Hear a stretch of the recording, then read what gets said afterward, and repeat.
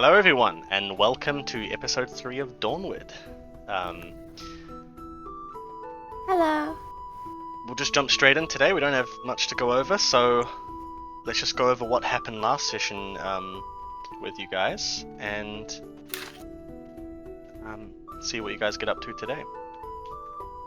So, it is the 30th of Zenith, the month, and what is known as Zenith Day. And we'll get more into that later and what exactly that means, but it is the final day of the month, Zenithan. When last we left off, our two adventurers, Baldric and Sylvain, had followed up on a few leads, hopefully shedding some light on the situation evolving in Varlon, after the killing of a woman in the street that night. Children had been killed or had gone missing for much longer than initially thought, though.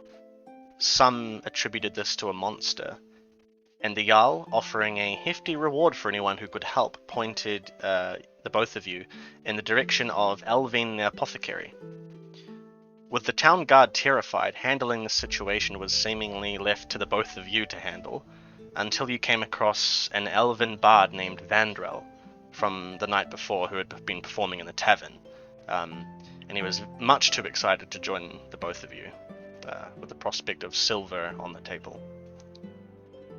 Vandrel pointed you both in the direction of head huntsman Hovar's wife, Trina, who Vandrel suspected of potentially being a Casadima, which is a sort of undead being.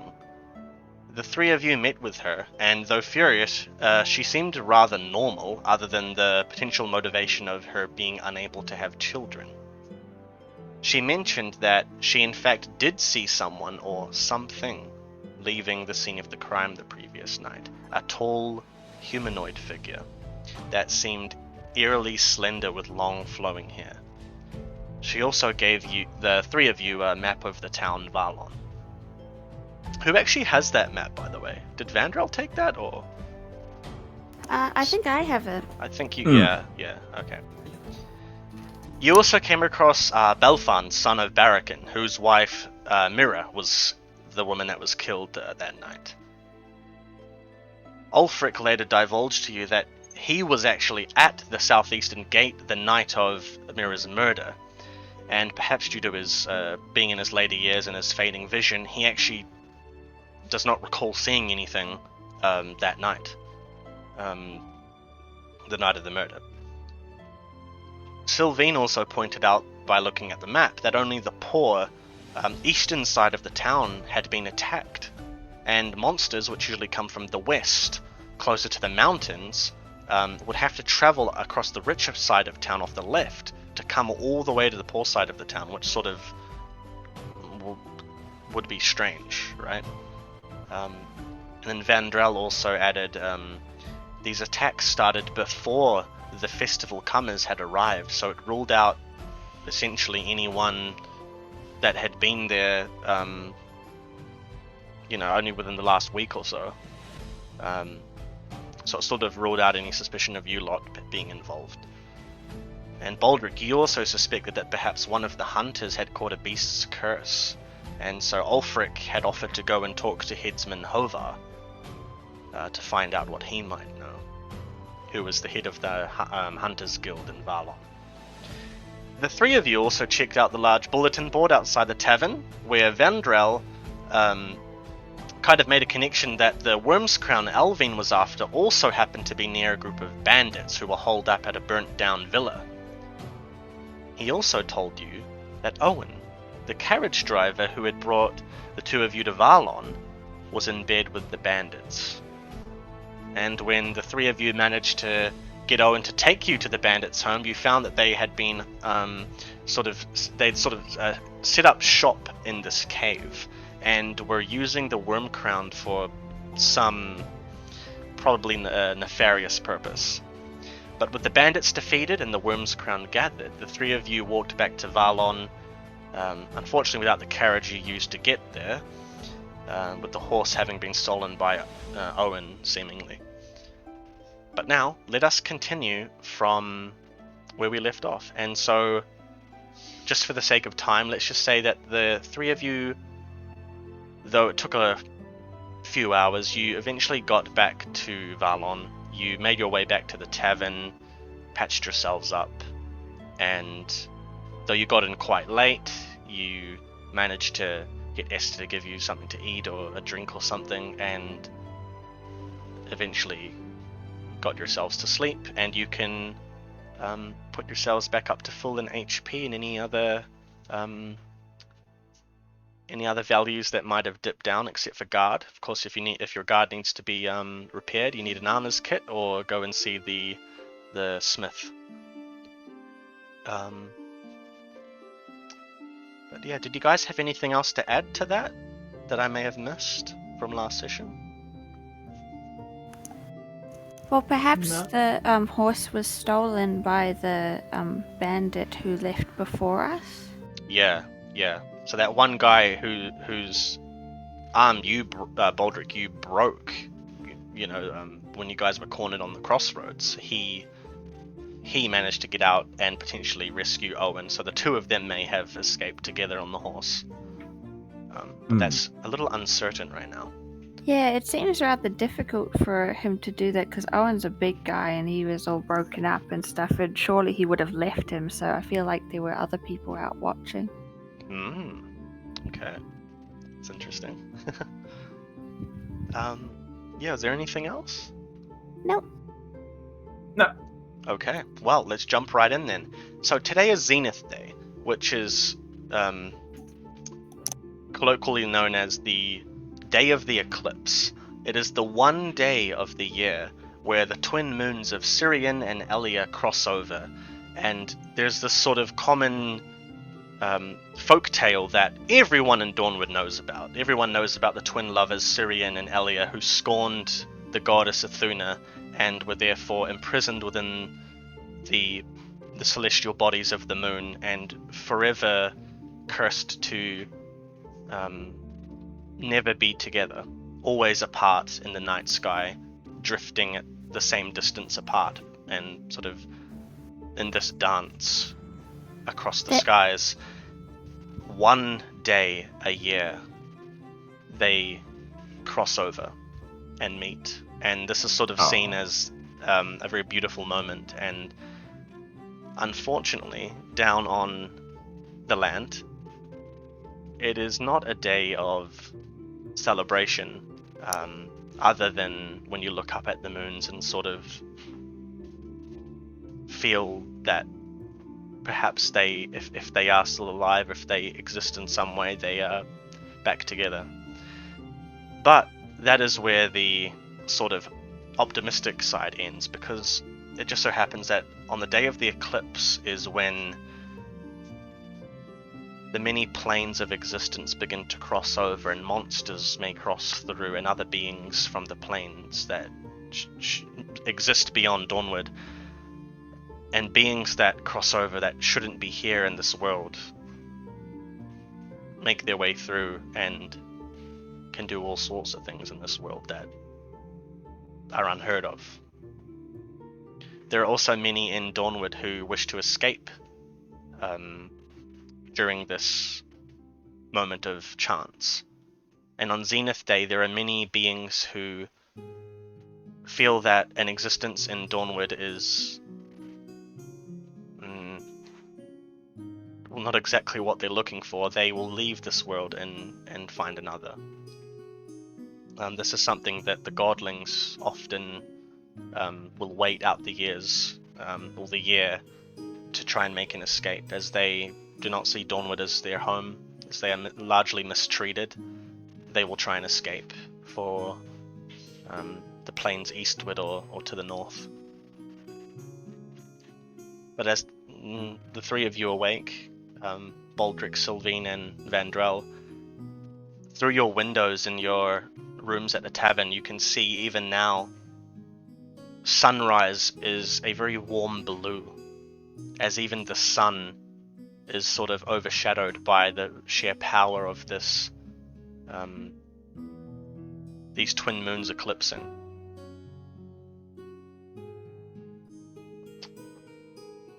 But as the both of you, Baldric and Sylvine, because your rooms are side by side, as you sort of rise from your beds, you can almost hear each other, both of your beds creaking at the same time as you awake. Mm. And you're not even awake for more than 30 seconds before you both hear banging on your doors. Duk, duk, duk. Wake up! Wake up! Both of you! Hello? Oh, they didn't leave. Did they? Guys! It's Vandrel! All the more reason bard! not to open the door. Oh, you're there! Oh! Sylvine, right, Sylvine? I honestly got a bit drunk last night. I can't really remember. Sylvine, right? And he's like got his head pushed up against the door. I open the door. Oh! And you can see him standing there. He's already fully dressed up and he's ready to go. Looks like he's been awake for a while, or he didn't sleep. Hi. Good morning. Good morning. How are you? Delightful. Glad to hear. Now, I think we should go and cash in that bounty. What bounty? The bounty on the bandits. Oh, but do we have evidence of what we did? Well, I don't know what it's like back in the capital, but at least out here, honor is very important. And if we tell them that we took out those bandits, that's our word. And, well, if they find out that those bandits are still there, they will probably execute all three of us, so... But we didn't get all of them. Oh. Well, we got most of them, right? I don't know, I didn't do a head count. That is a good point. Anyway, where's that big rocky guy? Baldric, right? Sleeping like a rock. You know, that one's never going to get old. And he pulls out his notepad and writes it down. Alright, anyway. Baldric! Gonna open the dock on the first knock. Open the door on the first knock. I'm gonna have pretty much most of my armor is not gonna be on. I'm just gonna be holding it, so I'm gonna look not as big as I normally do. And then I've got my hammer off to the side. Morning. Yeah, nice day for cashing in bounties, ain't it? Today is not a nice day. No? The worst day of the year. Oh, right. And he kind of peers through your room out the window. I forgot. I almost forgot. I mean, Harvest Festival usually overshadows Zenith Day, but... yeah. Wait, why don't you like Zenith Day? Just because of all the monsters, or what? I guess you could say that.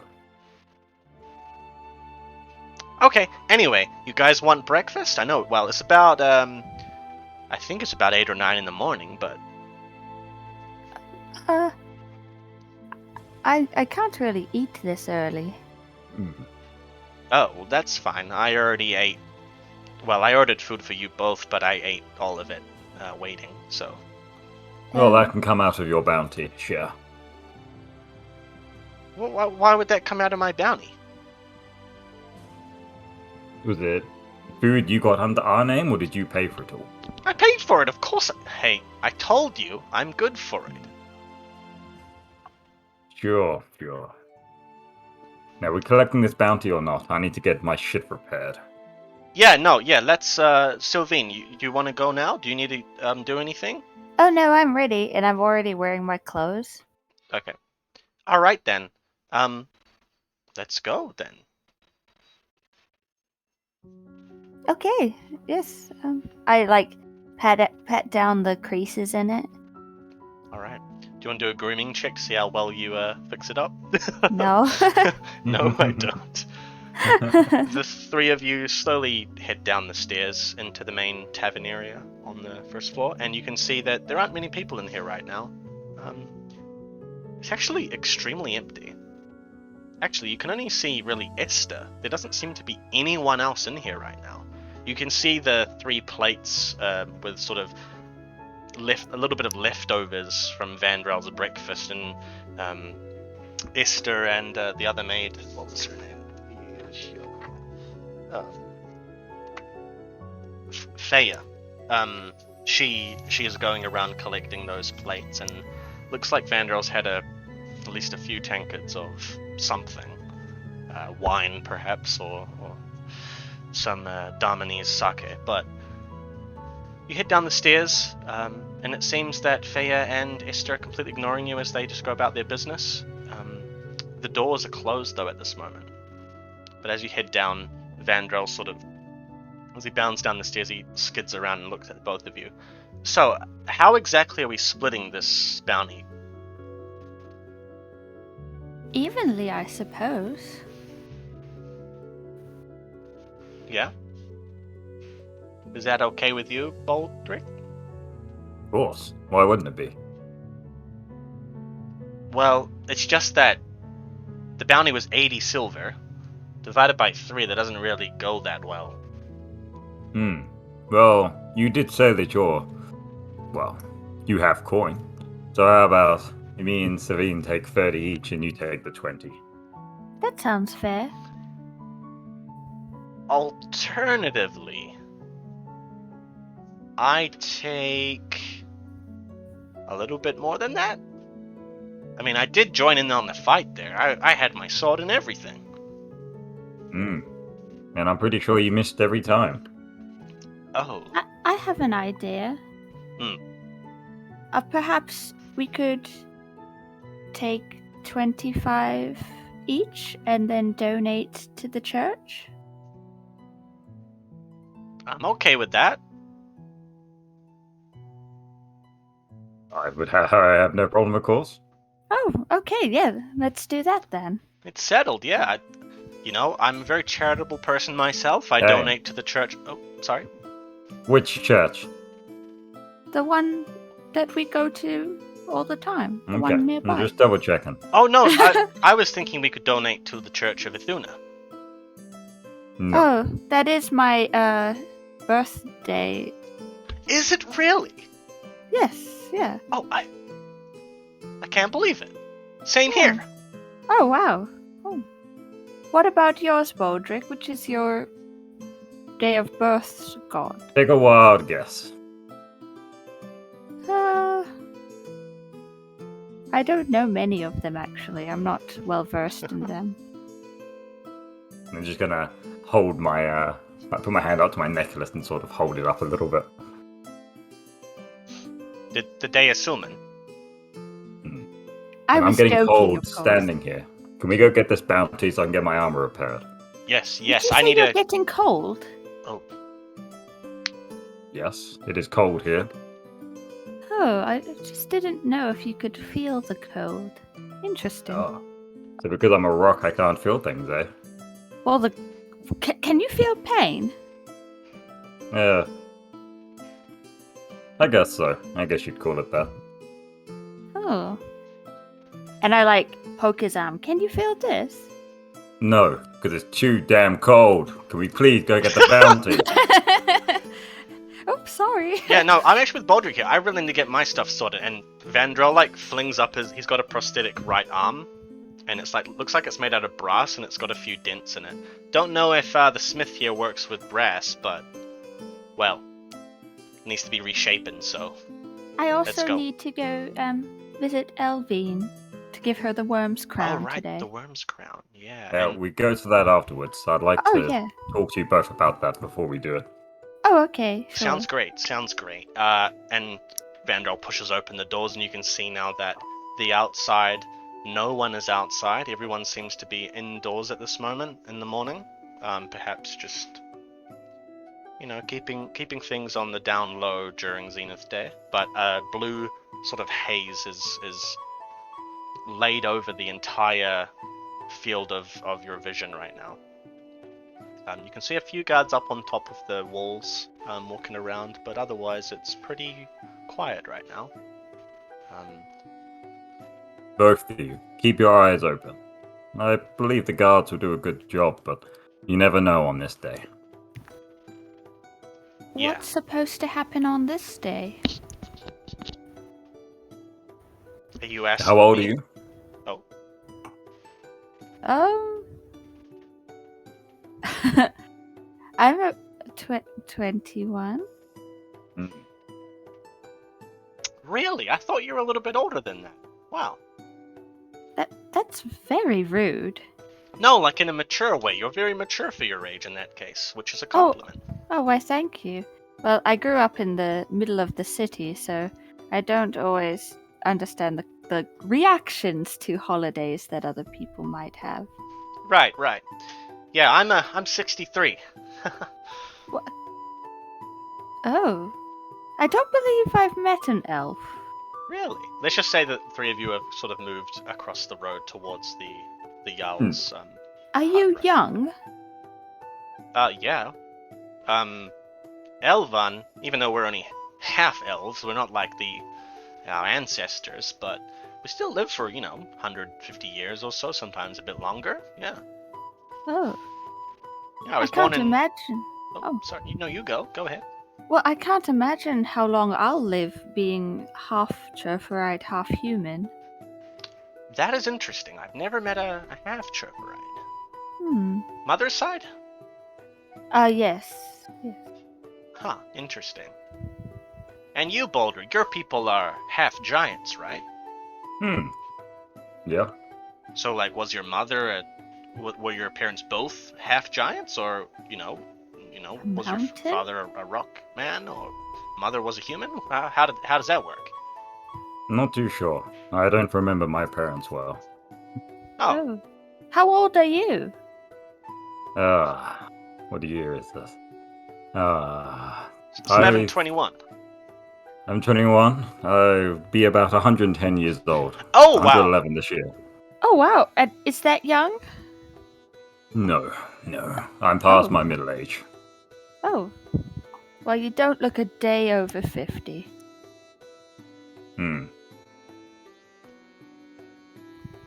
I'll take that as a compliment, I guess. I was trying to give a compliment, so thank you. We don't really age, you know, right? Oh, really?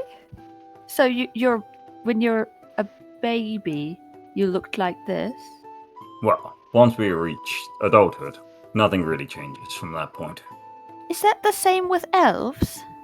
Elvan? Kind of. No, well, we age similar to humans, except we reach adulthood just a little bit later, I would say. But I was very, very mature for my age. Yeah. I don't believe you, but oh. Well, real? Well, if you stick around, maybe you'll find out a bit more about little old me. But I do have to ask, and about now you almost reach the door to the Jarl's hut.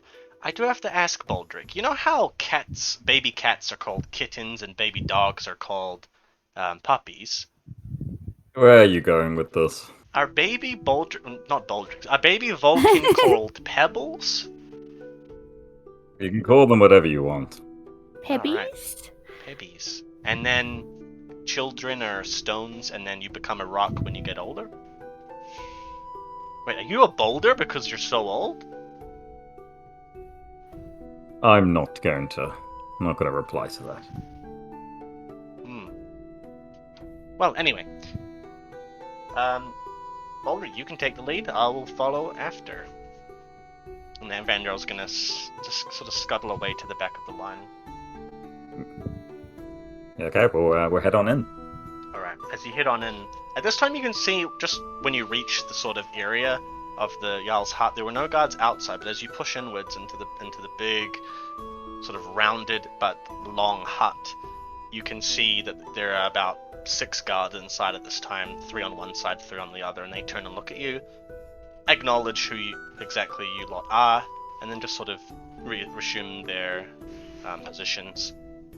And you can see the Jarl at this time, he's conversing with someone off in the distance near his sort of makeshift throne. And hushed tones, but you're welcome to sort of peep in on it if you want to. Can we make out the figure? Have we seen this person before? Roll an awareness check for that. Ooh. First roll of the day. Rolling it up Gary's way. I thought that exact 14. same thing. 14? You do not know who this is, but they appear to be wearing furs and like almost like a pelt of some kind of creature wrapped around their shoulders, and then it sort of drapes down their back. Sort of like a shoulder cape almost, but it looks to be like the tail of some sort of woodland beast. And yeah, they seem to be wearing like leathers, and it looks very makeshift, almost like a hunter's garb. Oh. But that's all you can see for now, and you definitely don't know who that is. I guess we'll just walk up to the appropriate area so that they can continue their conversation, and then we can wait our turn. Yeah, as you approach, you can see a little bit clearly now that this guy's standing off to the side, and Jarl Sevar, he's not sitting in his throne, but he's sort of turned a little bit so he can't see you. But this hunter, seemingly a hunter, pats the Jarl on the shoulder very friendly. And then the Jarl turns and looks at you, and you can see his sort of very old, wizened eyes look at the three of you, and then he sort of lingers on Vandrel for a little bit longer than he probably should. For someone who's not really supposed to care about others so much. And then darts back to Baldric, and as the three of you approach, this hunter, his thick boots sort of boom towards you as he just nods at Jarl Sevar and starts walking the way that you guys came. And he nods at the three of you and carries on towards the exit. As he walked past us, what was his sort of appearance? Is he like a middle-aged man? Is he got a beard? Is he a human? Or Yeah, he's a human. In Arelson, he has a very, very hardened face, but there's scars just all over him. But he nods at you, Baldric, and then just seems to continue onwards. But he appears very has a bit of a noble manner to him almost in the way that he nods. He doesn't just nod. He does do his sort of growl, but he nods in a very refined way. He nods down, not up. Yeah. Nods down, not up. That's a good way of putting it. And he just continues on outwards, closes the door behind him, and the guards sort of relax a little bit. Actually, you can see the guards sort of adjust themselves. But the Jarl turns to the three of you. Ah, you have returned? Good morning. Yes, You have two others with you. I know you, Bard, but who is this woman you are with, sir? I am Sylvain. Ah, Sylvain, and... Nice to meet you. Ah, the pleasure is mine. And he actually bows his head a little bit and sort of looks downwards just slightly. I can tell by your accent that you are a noblewoman of Elmshide, no doubt. Did he say Elmsheim? Elmshide. Is that correct? Yeah, the capital. Oh, okay. Yes. No, yes, it's not. He's lying. He's lying. That place doesn't exist. I thought maybe it was like an elf place or something. I was like, oh. Maybe it once was. Maybe even Arelson conquered it. Lore check. No. They kept the name, but took over the city. Anyway. Yes, I have come here for the Harvest Festival, but I've been caught up in some investigations. Ah, well, I'm pleased to have you join us. Are you trained in sorcery, perhaps? You seem to carry yourself in that way. Oh, I didn't know it was possible to carry yourself in that way, but good guess. Ah, well, that's the only reason I could assume why a noble lady would be joining in on such, such affairs as your mercenary friend here. Yes, and it's you, not Bard? a nice thing to see. Yes, sorry, yes. Anyway, Bard, what are you doing with these lot? In it for the silver, no doubt. Yeah. And Vander just kind of shakes his shoulders. Yes, simple man. I assume you've returned, Sir, Baldin, right? Was it Baldin? Baldric, yes, those northern names are a bit lost on me, sorry. Baldric. That's not a problem. We've just come to turn in the bounty for the bandits that were up in the house above the town. And he raised a very thick, silvery eyebrow. Really? Is that so? It That is seems correct. It seems they were running a scheme of bringing people to the Harvest Festival to rob along the way. Oh, no, that's just dreadful. They tried to get me on my way here, but didn't it work out well for them? Well, I suppose it's just as well you dealt with them. We've got a few more travelers that like to make their way through after the Zenith, but, well, I suppose I should pay you, and thank you. Just Payment is enough. just a moment, please. I'll be right back. And he sort of disappears off to the right into a little side room, and shortly after, he comes out with a little pouch. Yes, here you are, 80 silver, and, well, feel free to spend it around town and get some cash flowing back and coin flowing back into this town, if you feel like it. Thank you, sir. Oh, no, the pleasure is all mine. And please, call me Seva, miss. Sir is much easier. But how do you spell that? Seivar. Jarl Seva. Oh. He said call me Jarl Seva or just Seva. Seva. The rest of you may call me Jarl. Oh, well, Seva.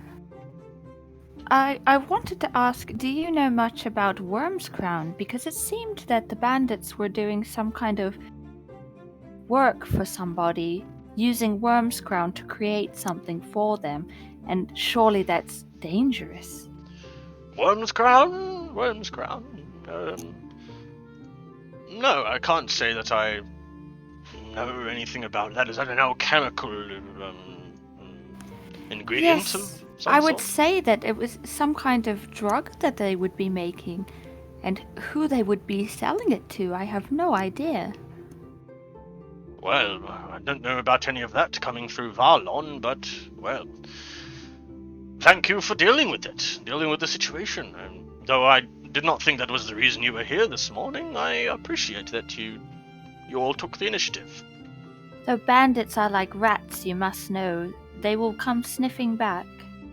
Yes, well, at least with people like you around, we have enough rat poison for them. Polite laughter. And Vandrel just kind of Anyway, looks around. we have business to attend to. Vandro does not write that down. Yeah, does not write that joke down. Yes, Baldwin? Sure, yeah. You said that you did not expect this to be the reason we came. Did you have any news about the attacks? Well, not really. I first wanted to hear what you might know. Assuming the investigation is going well, no doubt. Oh, yes, it is. It is? Oh, fantastic. Do you have a culprit? Do you know who did it? We don't know who, but we do know where, and where is likely to be more attacks. Well, where? Speak. In the poorer half of the town, that's where the children were killed, and they tend to be girls as well. But once all of the girls of the poor area are gone, who will it go to next? Perhaps the rich area?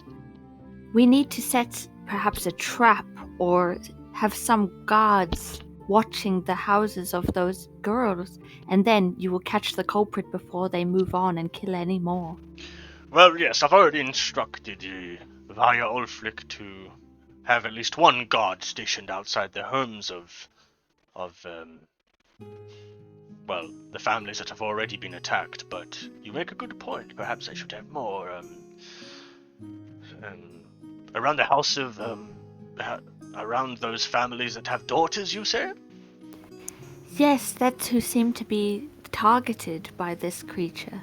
Ah, yes. Well, Just so you know, I do not see this town in terms of rich or poor. I myself live a very simple life, like most here in the town. Oh, of course. Yes, yes. I wouldn't suggest speaking in that way to others who do not have a kinder heart, let's just say, for outsiders. So perhaps we should say, west and east. Yes, that is how we say the town, the east side of the road and the west, yes. Oh, yes, I will try to be more careful with how I speak. Thank you for being accommodating, and might I ask who you might suspect of doing such things? Do you have any clues or ideas, inclinations, perhaps? You've been awfully quiet, Bard. Why don't you pipe up? Yeah, well, we do have a few people we've talked to, right, guys? Oh, yes, but no one definitive. Yeah, no one definitive. Look, I don't have a clue, but I did have a few ideas before I met these two, but that's all, really. We spoke with someone who saw perhaps a woman or someone with long hair fleeing the scene one of the nights, but that could be any number of people. Fleeing the scene? You mean his murder? Yes, perhaps, but fleeing the scene or making their way home, how will we know? Right, well. Who was this woman you talked to again? Oh, it was the hunter's wife over at one of the shops. Ah, Trina the Fletcher, yes. Yes. Ah, right, well. Yes, the beauty from Daman, as they say. Oh. I do believe she's married, though, right? Ha ha ha. Oh, yes, it was simply a title that was placed upon her by many men who were very jealous of. Well, actually, you just saw him, Headsman Hovar, the leader of the Hunters Guild. That's the husband? Yes, he long ago left Varlon to adventure the world, and, well, he didn't get too far, did he? Made his way west just to the Free Province, a few days walk from here, a few days journey. Well, not walk, horseback, of course, but he made his way there and didn't get any further, because he fell in love with a noble lady, and her name, well, was Trina, the woman you met. Oh, wow. What a beautiful story. Yes, it is. We don't have many fairy tales like that here in Varlon, but, well, it was certainly entertaining at the time, and no one believed him until he brought her back. Yes. Well, do you know anything much about Elvine at the apothecary? What's Elvine, her yes. story? Her story? Yes. She seems to feel a bit alone and not a part of the community. Ah, yes, well, we don't really like her kind here inside the city walls. Oh, do you have a problem with her? No, it's just, well, she's been here since, well, around the time of the Blood Moon butchering, I suppose, and I think a lot of what happened around that time with monsters and, well, anything different, she got a lot of hate for that, and old wounds seem to never heal, and I think she still harbors a lot of resentment for the town, and, well, she decided to live outside the city walls and still help. And those who need her help take it, but if they don't, well, they try to ignore her when she comes through. I look down. It's terrible to be treated like a monster. Well, I don't know much about that, ma'am, but Anyway, we should be on our way to continue the investigations, right, Baldric? Yes, please. I'm still cold. Oh. well, just Do you need to sit in a fireplace, or...? I'd prefer to wear my armor. We've taken too much of your time, y'all. Thank you. Thank you for seeing us. Thank you for Well- the coin. I curtsy. just a moment. I'm not quite finished yet. You don't get to escape that easy. There is a lot What is of it? pressure on me as Jarl to, well, make sure the situation is resolved before the Harvest Festival. And the Harvest Festival is only 2 days away, so we don't have much time. You understand, right? I would like to set a trap if that were possible. What kind of trap? The trap of a baby girl. No, my people will not be part of any trap of any kind. Oh no, it wouldn't be a real baby girl. I've heard enough. Please, no more. I'm But leaving. what? I'm sick of this. And I storm out. I No one apologize ever for her. listens to me. We will make sure this problem is dealt with before the Harvest Festival. Yeah. Sorry, Jarl. Look. Yes, well, you have until nightfall to bring me a suspect. Otherwise, I will be employing the services of someone much more suited for this. That will be all. And the Jarl stomps back down into that right-hand room. Alright. Well, I suppose we should leave. That went well. As well as it could have, I guess. Yeah. Let's go check on Sylvine. The two of you head back outside, and where are you right now, Sylvine? I'm outside, like, wiping my face. Oh, okay. That's sad. Anyway, Vandrel and Baldric come out. You alright? Yes, of course I am. It's just I'm used to people not listening to me, but when the stakes are so high, it's just, you know. Yeah, well, these countryside towns are pretty sexist, huh? I suppose. But I don't think it's about being in the countryside. Well, we're all different, aren't we? We don't exactly fit in here. Or, well, in my case, anywhere. Is it possible to fit in anywhere when we look like this? Well, I've only known you guys for, well, less than 24 hours, but look, I already feel right at home. So, the people who can't fit in anywhere fit in together, is that what you mean? Don't see why not. Will you at least listen to me, to my idea? Of course. Well, I thought perhaps I could conjure a fake child and that would lure the beast out. Of course I wouldn't put any real children in danger. I thought if I Depends. made like a little bundle that cried, it would look like a baby girl and it wouldn't be one. And we could have the real children in a safe place. Let us continue with the day's investigation, and if we're unable to find anything, then tonight we shall set the trap. But at the moment, we don't know how it's sensing these children. Whether or not if it's scent. Can you do the illusion of scent? Yes, see, that would be a problem. But perhaps I could wrap it in the blanket of one of the children. That's a smart idea.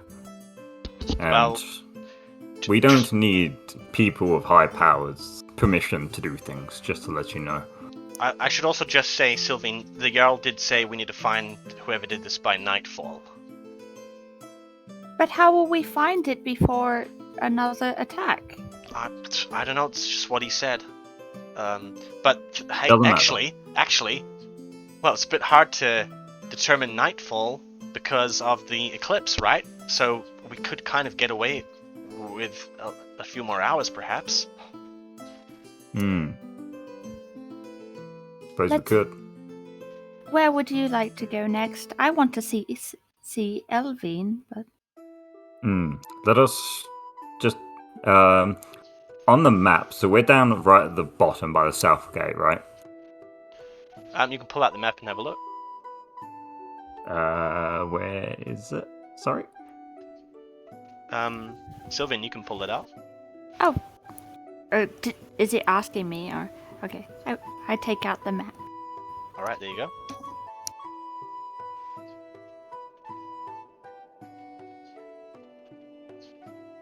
Oh, it's not in the map. It's visible on the stream, yeah. It is? Oh, why is my stream not?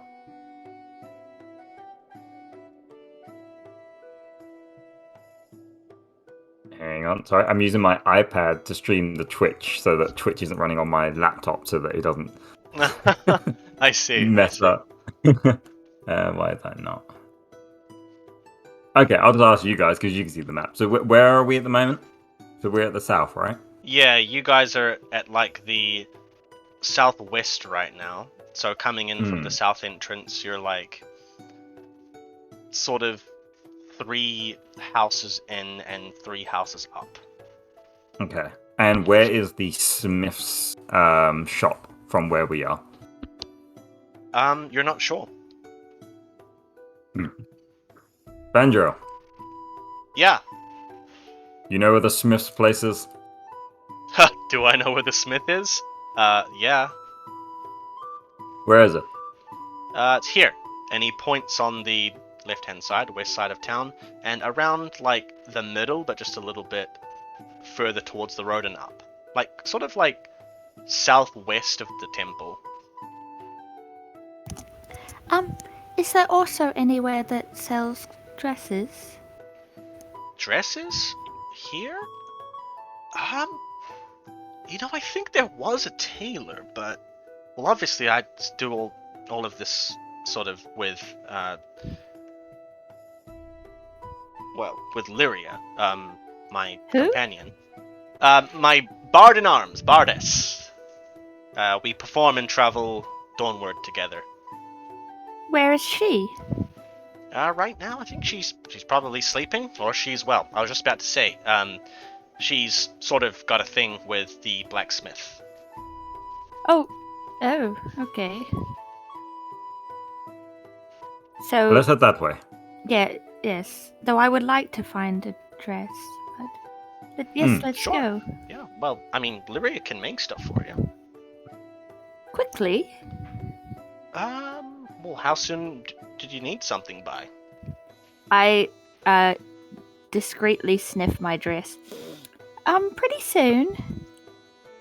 Right, well, I mean, she could probably make something in a day. She would have to give up her performance slot tonight, but if I paid her well enough, she might do it. Okay. Well, you know, you have to pay her, not me. Sorry. I can convince her, but you have to pay. Oh yes, yeah, if that's the only way to get one, I suppose. Perhaps she could make me a nice one for the Harvest Festival. That's a great idea. Wait, I've been working on a new song, and, well, I'd only have one chance to practice it before the Harvest Festival, so if we can convince Lyria to, you know, make you a dress, she'll be so busy I'll get 2 slots, 2 chances to practice it. This is perfect. It's almost like the gods themselves sent you here to make Lyria busy, so I get to practice my song, and I'll finally outdo that woman. Oh. Well, I see they have their priorities in order, don't they? Let's go. Sorry, yeah, dress. Yeah, we'll talk to her later. Well, she might be at the blacksmith's house. Oh yeah, she probably will be. And that's where we're going, right? Yeah. Yeah, I need to get my arm repaired, and I think, Boulder, you said you wanted to get something fixed up after the run-in with the bandits. Let's go then. Awesome, sounds great. Alright, so the 3 of you start, rather than going back onto the street, you sort of just head northward, because it's about the same sort of position within the cluster of buildings, and you can just sort of weave through the streets. There aren't really proper streets, but more like just sort of junctions and split-offs of alleyways going in all sorts of directions, and you have to weave in between a lot of different oddly shaped buildings and things, but eventually you can hear, or rather smell, the sound of burning coal.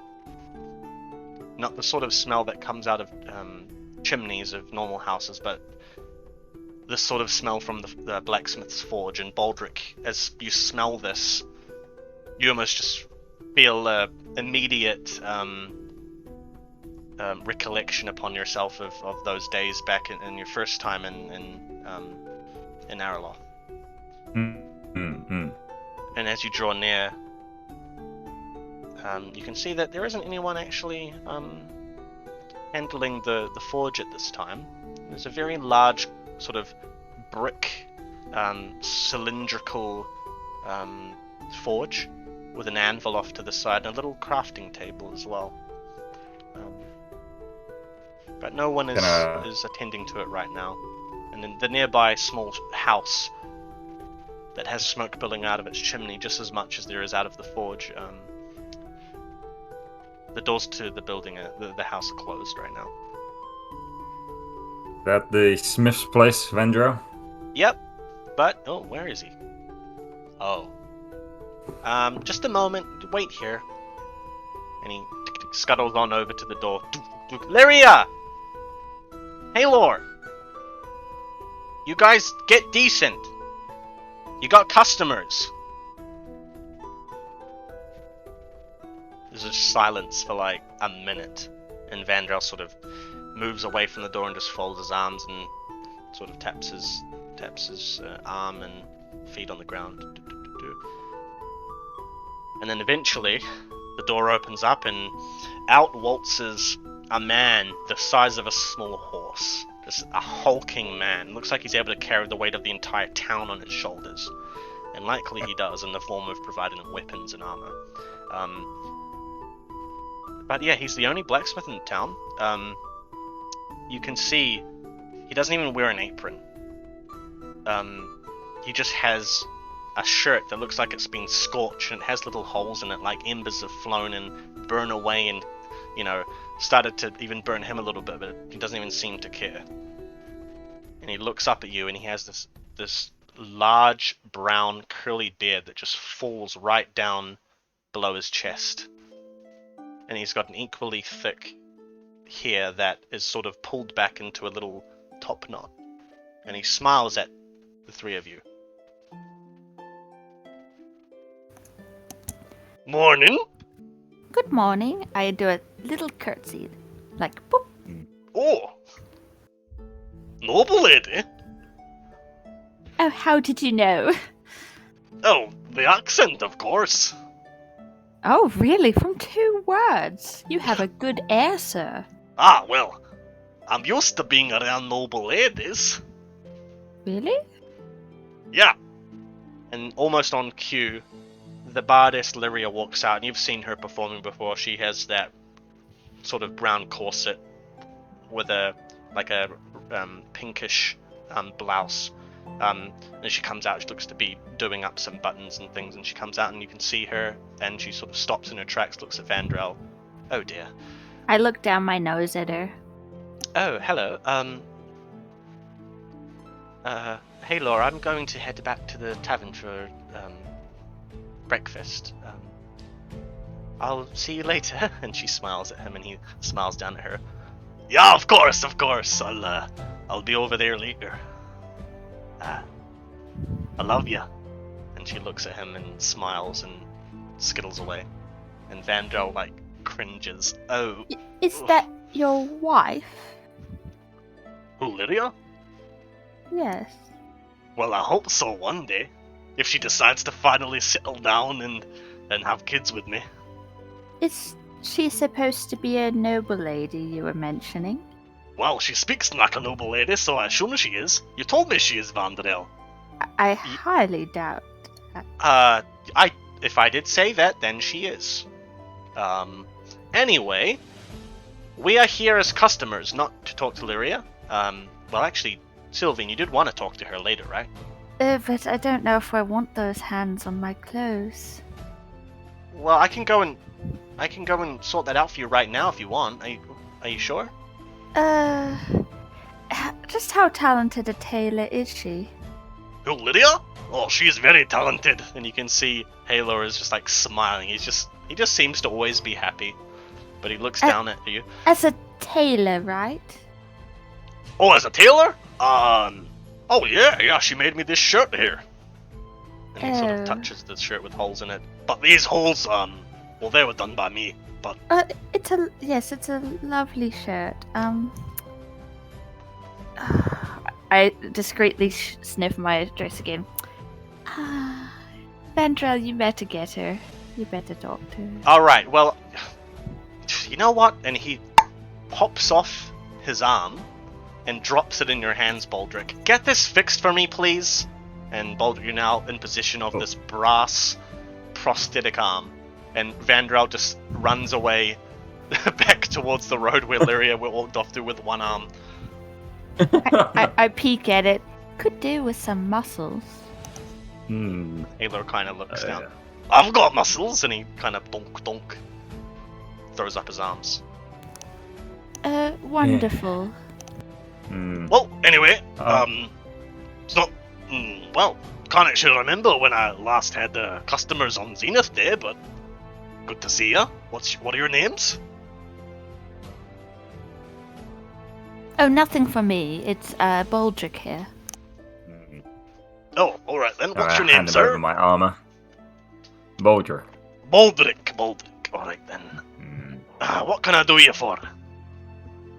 I hand over the armor to him.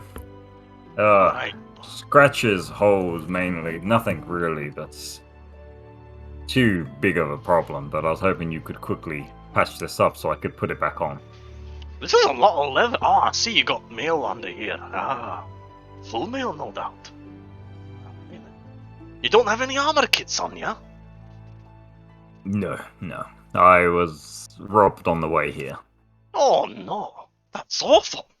You were? You didn't tell me that. Yes. I thought the bandits that jumped you at the entrance of the town may have been the bandits that jumped me, but unfortunately not. Oh, how dreadful. Anyway, how quickly can you get this repaired? Well, it looks like hasn't been properly pounded out in a while. When was the last time you got this checked up by a real blacksmith? A while ago. Maybe a year or so. Oh dear.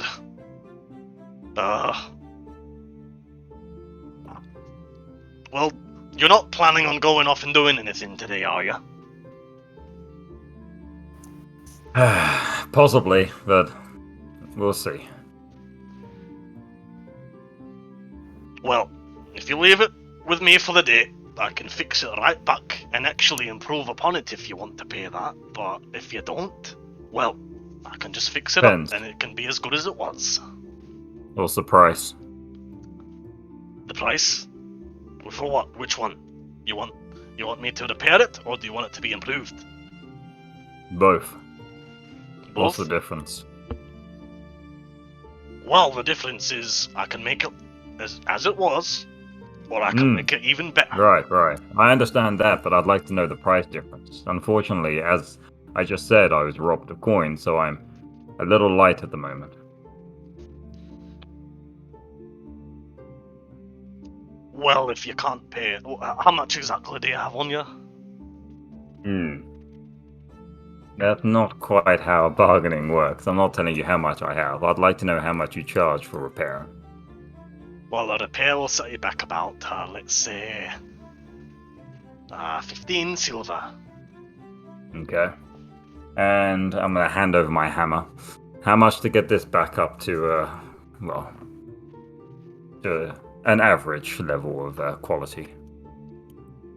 Well, it's been a while since I dealt with something like this.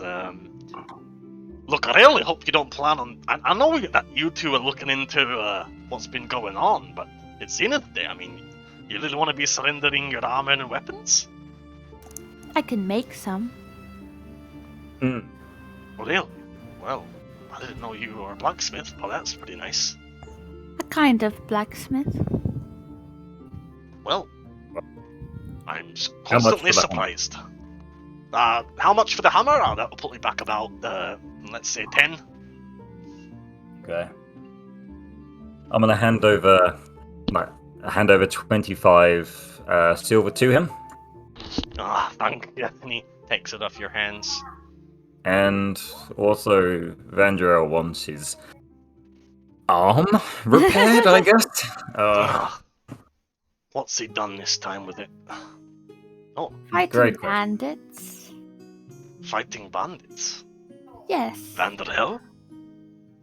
Not particularly well, but he did stand relatively close to the bandits. Oh, I'm constantly surprised. Lilia says he's a bit of a coward, but I can. Everyone says that, yes. Yes, well, I can work with the brass, but yeah, it'll be a bit difficult. He'll have to come pay me later, I suppose. He appears to be busy with Lilia. Actually, what do you know about Vandrel and Lilia? I think they have a healthy rivalry with the bard things they do. Alright, well, that's nice then. And is this the first time you've met Lilia? I haven't really met her. Well, okay then. Never mind. I'll tend to this, and I'll have it to you by, well, if I don't get any busy later, I'll have it done by tonight. How's that sound? Should we come pick it up, or are you able to come drop it off at the tavern later? I'll bring it to the tavern. Lydia's supposed to be performing tonight, so I'll bring it around, yeah, no problem. Until then.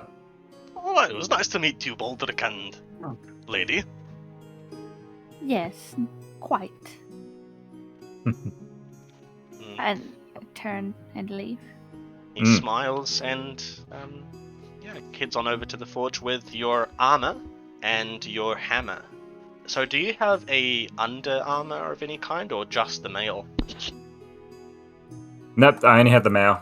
So at the moment, it goes back to the racial passive. So my body is my defense. Okay. Cool. Now that, actually a question about that, does that include the guard? So my body is 8, so do I get 1 guard? I thought you naturally got 2 guard, right? Yeah. So I have a built-in 2 guard, but when I'm not armored, I use my body as defense. And so because my defense is 8, do I get 1 guard for my defense because it's between 5 and 10? Yeah, the DB. Yep. Awesome. Cool. I guess we'll head back to the main road. Did you want to stop by the church to give the 5 coin? Oh, yeah, it's just nearby, isn't it? We were south, and then we went to south. Yeah, okay. Where did Vandrel go? Did he chased after the lady, eh?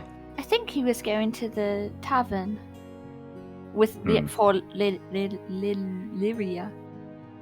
Do we go pick him up before we go see Elvine, or do you want to go see her without him? Oh, maybe without. Okay. Let's head to the church. I think that's a good idea. I don't know if you're using your character voice or not, but I think you weren't. No. So I guess we'll head back to the road and then we'll head up to the church. Mm-hmm. Let's go. I'll let you give the money over, seeing as it's very important to you and all. I do All right. charity of my actions, not for coin. You're more than welcome to give the money. Okay, I will. Thank you. Always do whatever you can to get a better standing in society, you know. Thank you. Alright, so yeah, you just walk a couple blocks over and you can see the large temple of Suma. The doors at this time seem to have been open for a while. You can see as you approach and look in, gazing inward, you can see a few priestesses are at work right now. Sort of just tending to the plants and whatnot, as they do every day. Baldric, which one is the head priestess? Is she one of the priestess that's on the floor? Roll an awareness check. Okay. That is a 13. Yeah, you can clearly see Irina, head priestess. She's standing around the, like, she seems to just always hover around the middle of the hallway near the center of the room. There are a few people in the in the pews, just praying and things like that. Yeah, and she's just sort of hovering around with her hands folded into her robe sleeves. That one. And I'm going to put my arm up and point at the head priestess. Oh, good, thank you. And I pat your arm, and then I walk over to her. I'm going to, as she does that, I'm just going to slip into the back row of the pews, and I'm just going to sit down and pray for a little bit whilst that's happening. Aww. Good morning. How can I help you? Hello, I am Sylvie. Right, I think I saw you. Have I seen you around here before, dear? I came in with Baldric the other day, but I didn't believe we met. Right. Did you say Sylvine was your name? Yes. Well, it's a pleasure to meet you. My name is Irina. I am the head priestess here in Varlon. Oh, nice to meet you, and I curtsy. And she curtsies back almost identically. Ooh. I just wanted to pop by because we got some silver from fighting some bandits, and I'd like to give you these 5 silver coins. Oh my, well, that is most generous of you, doing the goddess's work and also wanting to donate more. It's very generous of you. Oh, it's from all of us, you know. Vandrel as well, I suppose. Really? Well, I am quite surprised that he would want to donate to this church. Oh, yes, well, none of my business, right? So, did you have any, I did see that you'd been talking a lot with Baldric. Is it to do with, you know, what's been going on? Oh, well, I think Baldric's here for his own reasons, and it's not my place to talk of his intentions, but he is a man of the faith. And she kind of slowly reaches out to grab the silver out of your hand. We really appreciate any help we can get here. Yes, I do hope it can help, like, the families, perhaps, or, you know, do some good in the town. Yes, well, perhaps it could go to Mira's funeral costs, yes. Oh, when will that be held? Probably tomorrow, if they're okay with it, but, well, the gravekeeper, he needs to be, well, let's not talk about it. Anyway, is there anything else you needed? I noticed that you came last time to talk to Arna. Did you need to talk to her? Oh, no, I'm fine. Is she doing well? Well, actually, now that I've got you here, I thought I heard her talking in her room last night, but I was wondering what exactly you talked to her about. Oh, I best pop in to see her then, actually. Thank you so much. Oh, alright then. Well, she's just in her room. Okay, I'll go off to talk to her. Alright then. And Baldric, what are you doing at this time? Just still praying. Okay. Oh, Irina's sort of just hovering around you at this time, not really wanting to disturb you, but she's around. But anyway, Sylvain, you walk through the side, sort of alcove area into the long hallway behind the main church and off to Anna's door, which is closed right now. I knock lightly. Right.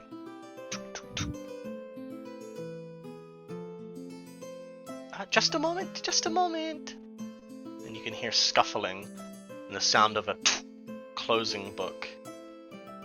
And then scuttling over to the door, and the door unlatches and opens, and the familiar soft features and golden hair framed by a hood of a robe greets you at the door, and it's Anna. Hello, it's me. Oh, good morning. Can I come in?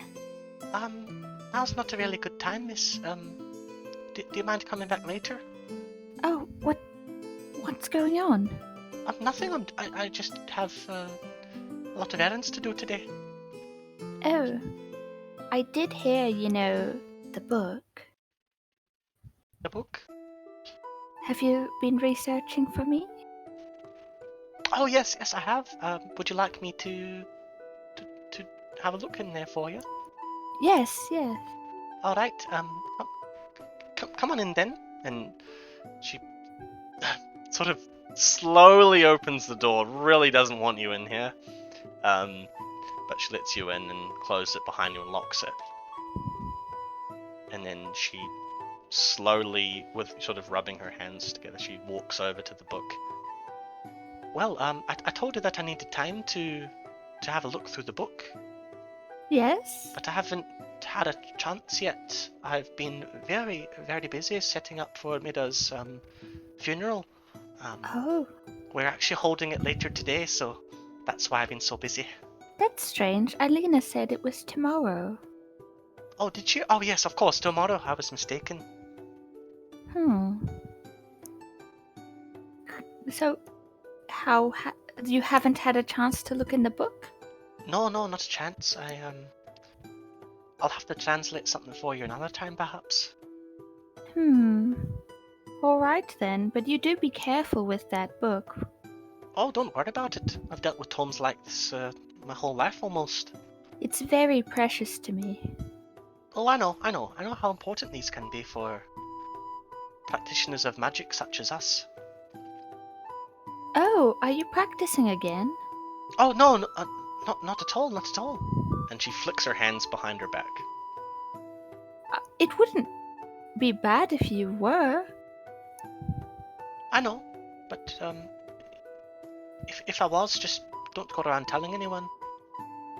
Well, oh no, I wouldn't. Of course not. Like discretion and all. It's one of the main hobbies of nobility, or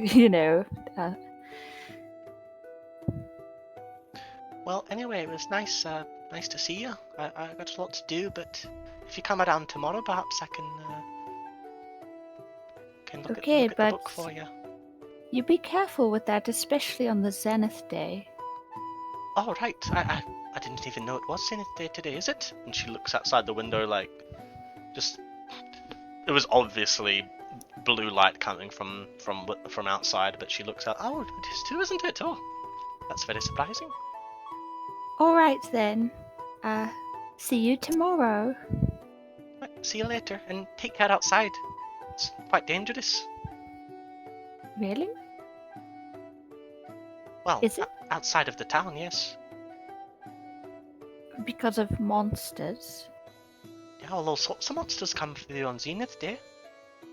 Oh, I haven't really seen them in the city. Well, no, the city, I think the city, the air pollution sort of blots out a lot of that. The air blue. pollution? Yeah, some of the factories they've got down in the capital. I heard Does it blots out the blue sun, or the blue moons rather. And that prevents them from coming through? Oh, I don't know much about that, interplanar sort of sorceries. I don't really have a clue about that, but I've heard, that's all I've heard. Oh. Well, you be careful too. I wouldn't like to lose a friend. I have so few of those.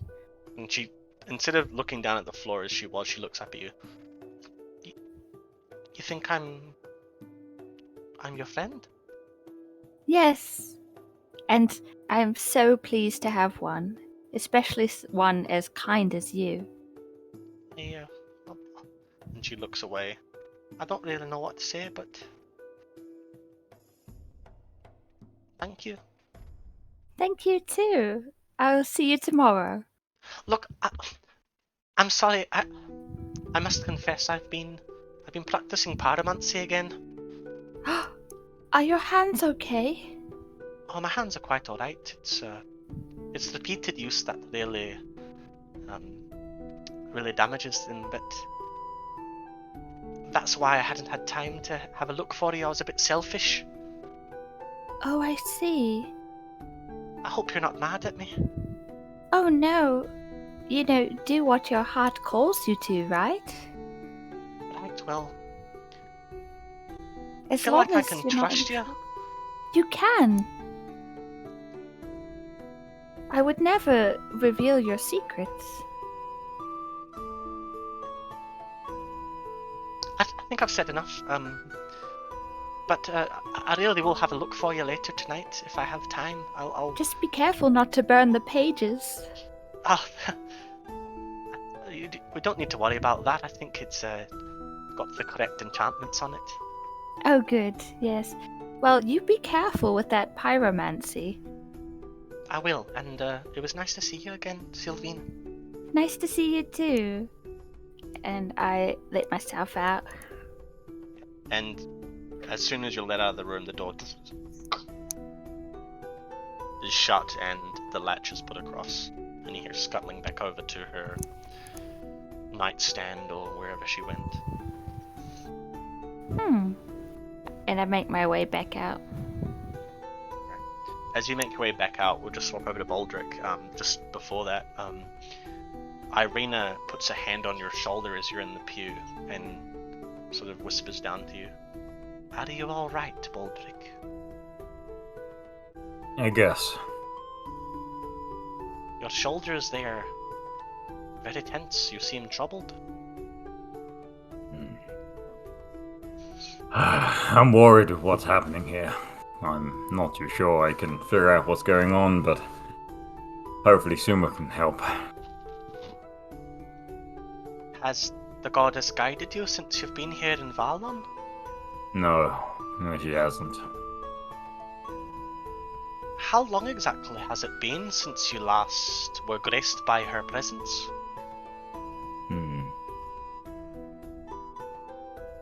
About a week or two ago. Around before you got here to Varlon, no doubt?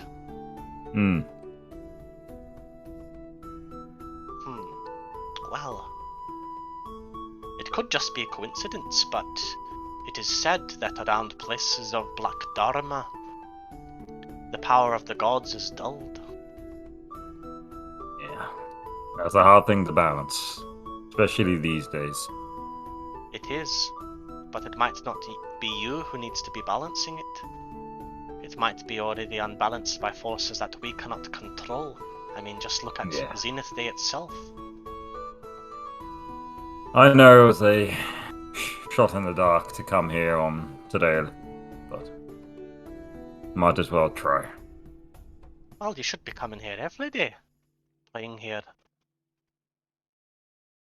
Sadly, at the moment, there's more important things to deal with.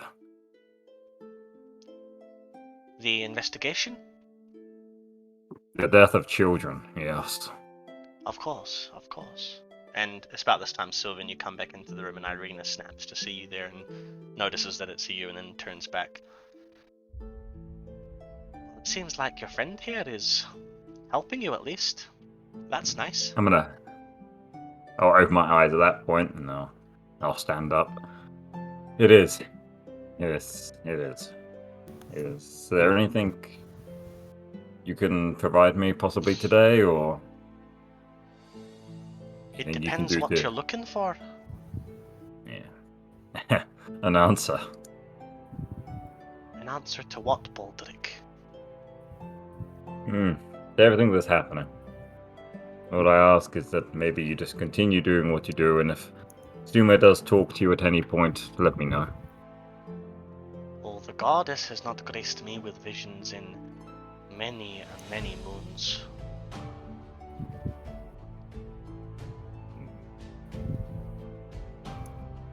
Well,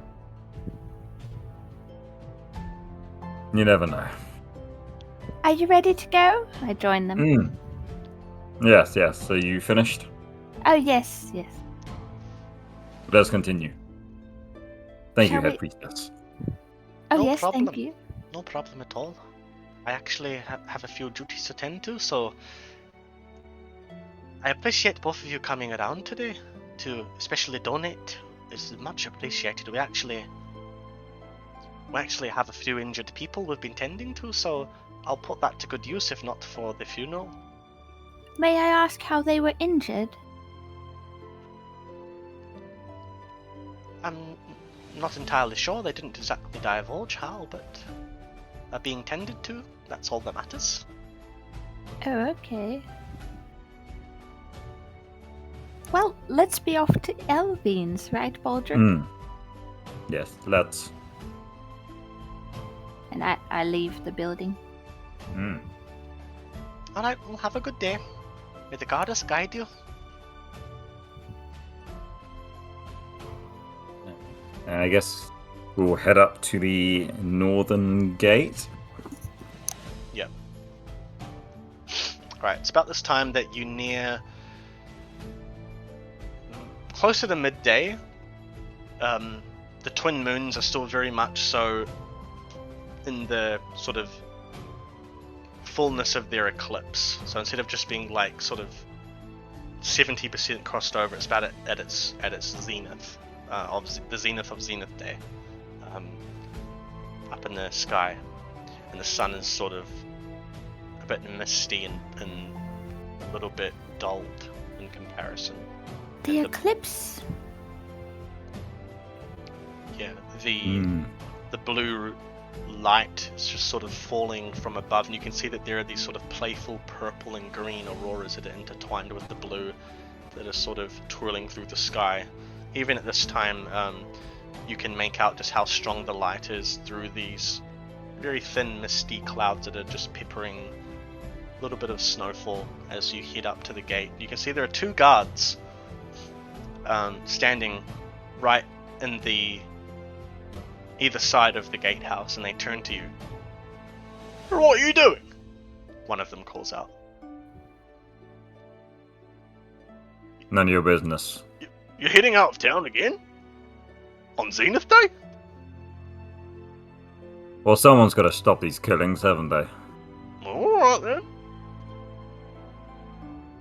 I feel like we should have brought Vandrel. We can send a message to him if you like. Send a message?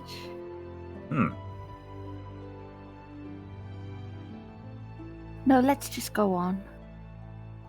Are you sure? Yes. Okay. As we get like just past the guards like hearing, I'd like to just stop. Sylvine. Yes? This apothecary lady. She might not be who she seems to be. Whilst you were busy messing around with that tool she gave you, I heard her maybe slip of a tongue, and she said something about her being a Churfrite, the only Churfrite in town. I didn't really care too much at the time because I was too caught up in Alvin, but she might have a lot more secrets, and what? You think Elvine is a Churfrite? She said that she was one. Oh. So, my question is, you are coming here looking for a necklace. Do you know what this necklace looks like? No, I don't. But if she had the necklace, it could be making her not look like a Churfrite. Is that what you mean? Exactly. But why would she disguise herself as an Elvine? Someone that is, I guess, more extradized than a Churfrite. I'm not too sure. But if it is innocent, who knows what other secrets she's got. Maybe she knows what's happening here. Well, I guess we're about to find out. Yes. And this worm plant thing that you gathered, I'm a little concerned. If the bandits were harvesting it, what kind of stuff can it do? Yeah, do you remember what he said about it? Who are they working for? He said it could give people visions? What kind of visions, though? Exactly. And I feel like our friend here might know something. Well, we should go in friendly and see how it goes, right? Yes. But just be on alert. Yes. All right, thank you. It's about We've this got time. each other's backs. Sorry. Yeah. It's about this time that you can hear off in the distance, not northward or westward towards Elvines, but far beyond, almost sort of echoing down from the mountain. You just hear a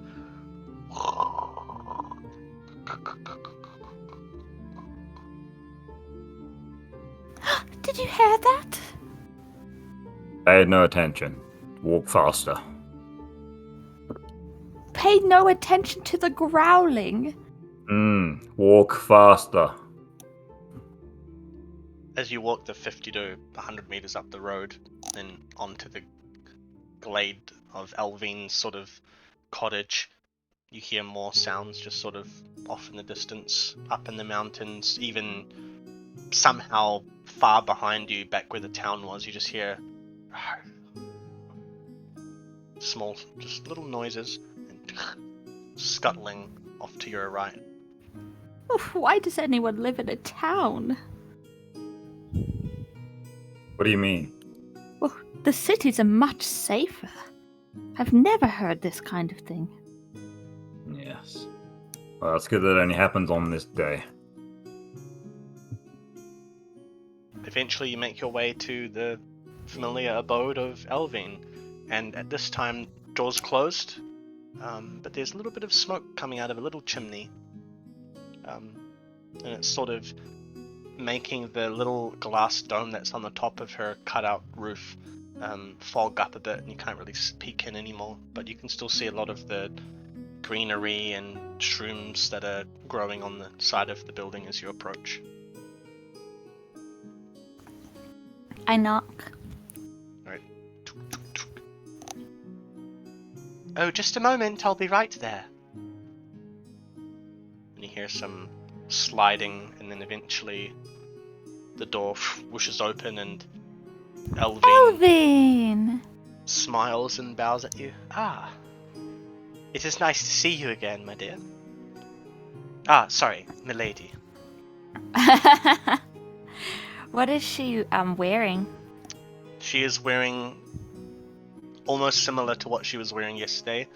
A sort of, around her torso, a very tight, form-fitting dress that seems to have like an under corset under the fabric that sort of gives her that shape, but then this very long, billowy dress that just covers her legs completely and flares outwards and down, and then sort of lands on the floor in a big puff. It actually looks to be made quite beautifully wherever it was tailored, and it has a big ribbon on the back as she turns and heads back inwards. Is she Please, come wearing in, a come in. necklace? Not that you can see. The chest looks to be just, you can see a collarbone and that's about it. Doesn't look like she's wearing a necklace. Just a random question.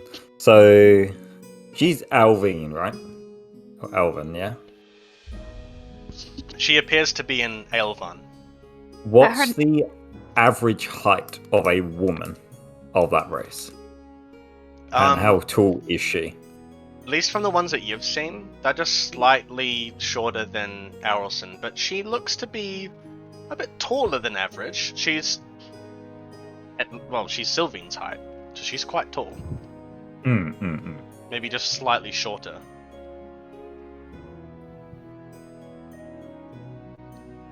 I guess we head in. Yeah. Alright.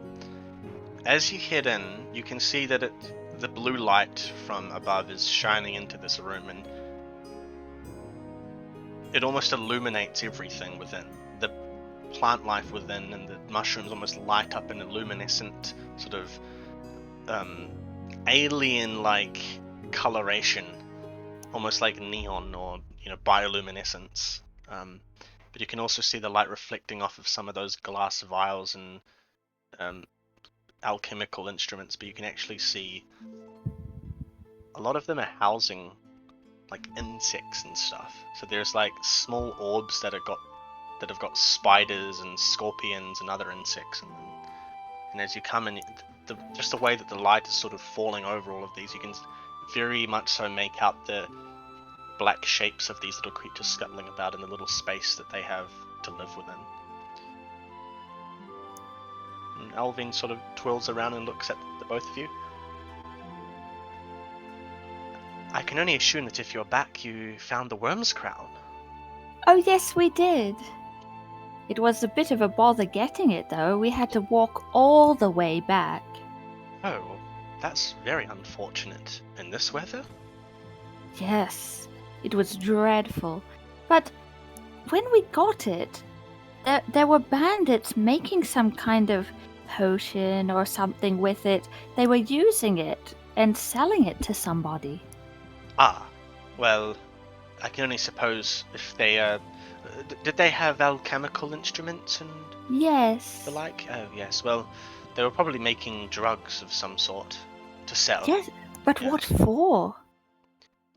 Well, one of the primary uses of Worm's Crown is hallucinogenic that lets you see things and give you sorts of experiences you can't get from mead and alcohol.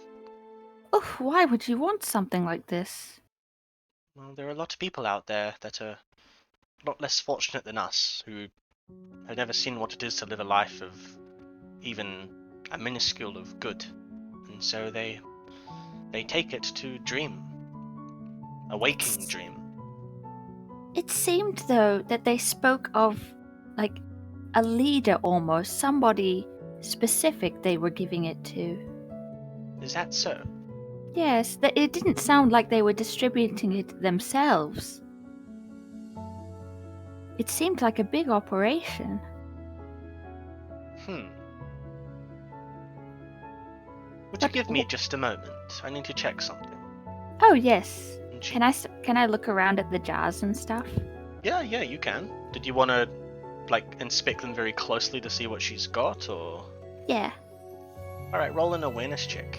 Or actually, roll a bestiary check. Oh. Why would it be bestiary? Just because she's got a lot of creatures and stuff in there. Where's the roly place? Oh, here. Okay. Did you say awareness? Yes, sir. See. Is it a 1d10 plus? What's the awareness one under? Intelligence. Okay.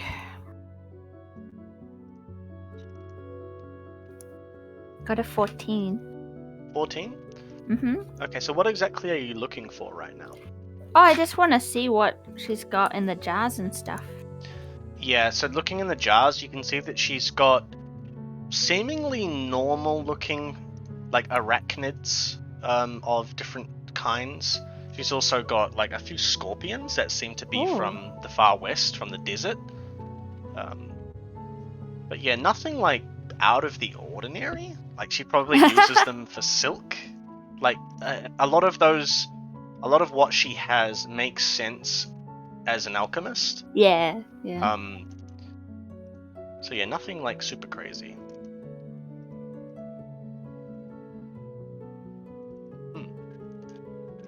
And then after a while, she comes back to you from around the counter to both of you and looks at both of you. Do you know the small village of Karad? Vaguely, yes. Oh, really? Yes. Oh, well, yes. The bandits seem to have mentioned it. Yes, well, Karad is a very small village, about, half a day's journey from here, perhaps? A little bit Oh. less. I haven't been there in many years, but it is a town of lawlessness, and, Oh. well, Karadan Castle has long been abandoned, so Karad is sort of just making ends meet last time I heard about them. Well, Could be I where the think. bandits are holding up. Well, yes, I heard that that's who they were making it for. Is that so? Well,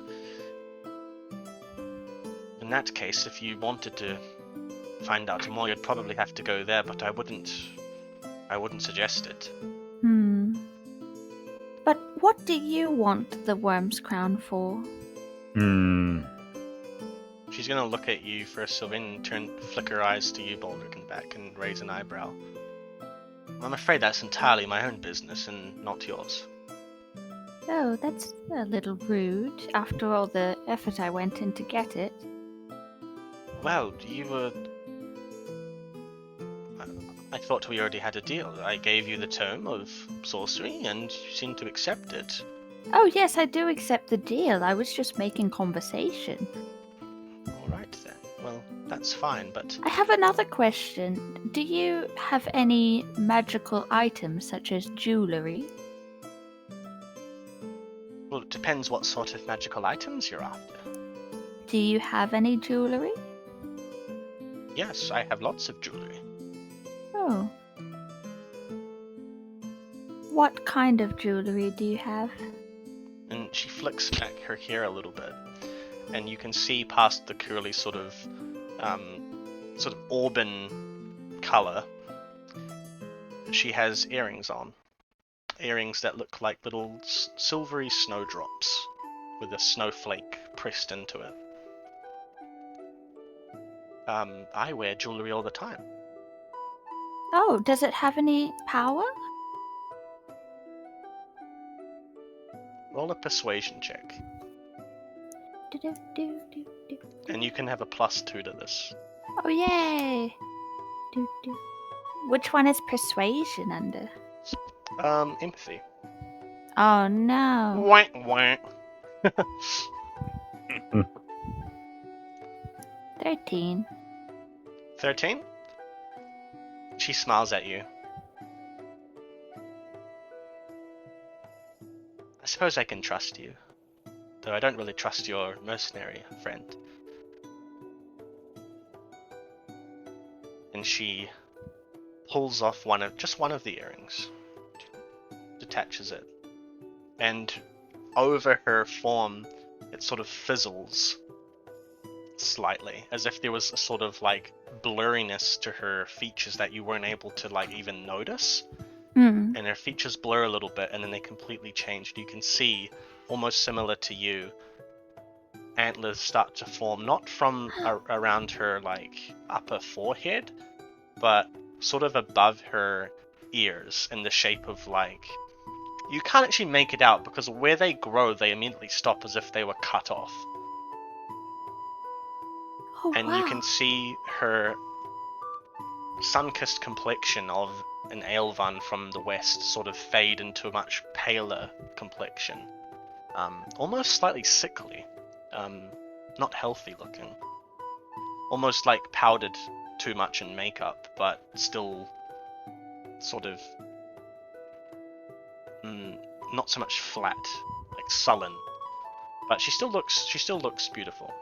I grab her hands desperately. Do you have any more like that? Of course. Do you really want to hide yourself? I do. I need to. And she snatches her hand away. Why would you say something like that? What do you mean? Surely you understand. Of course I understand, Sylvian, of course, but she puts the earrings back on. But I only hide these because of what was done to me. What are you talking about? Those horns you just saw, they were cut off. By who? And she turns and looks away. So that's not important. What is important is that you should not be ashamed of how you look.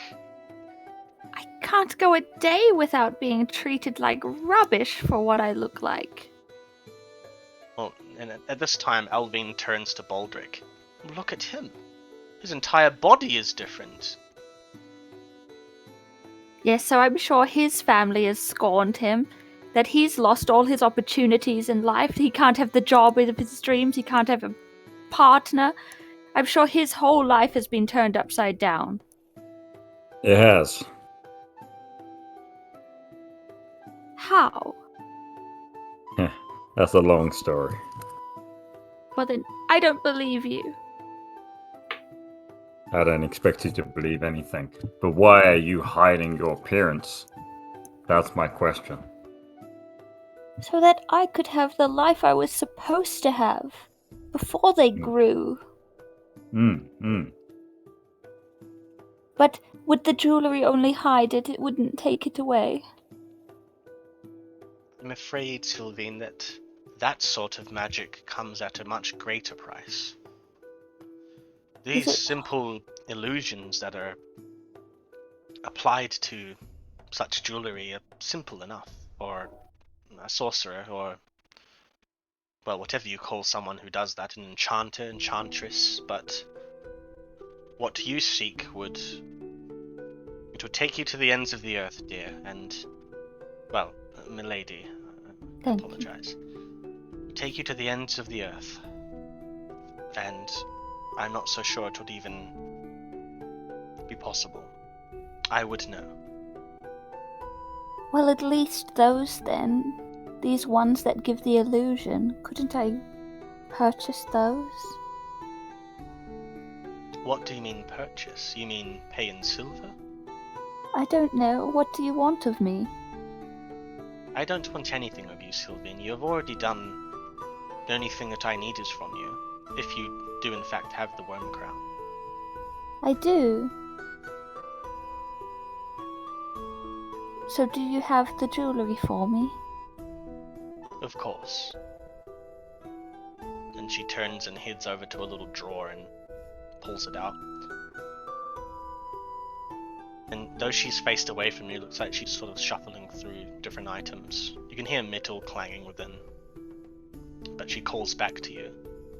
But you must understand that the cost will not be that of silver or gold or iron, it will be... It will be what? That will be determined by yourself. What does that mean? She turns and holds up a necklace.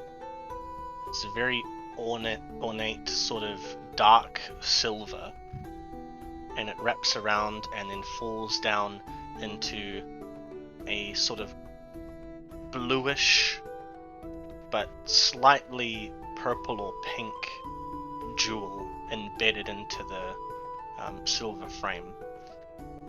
It's quite beautiful, but also unsettling.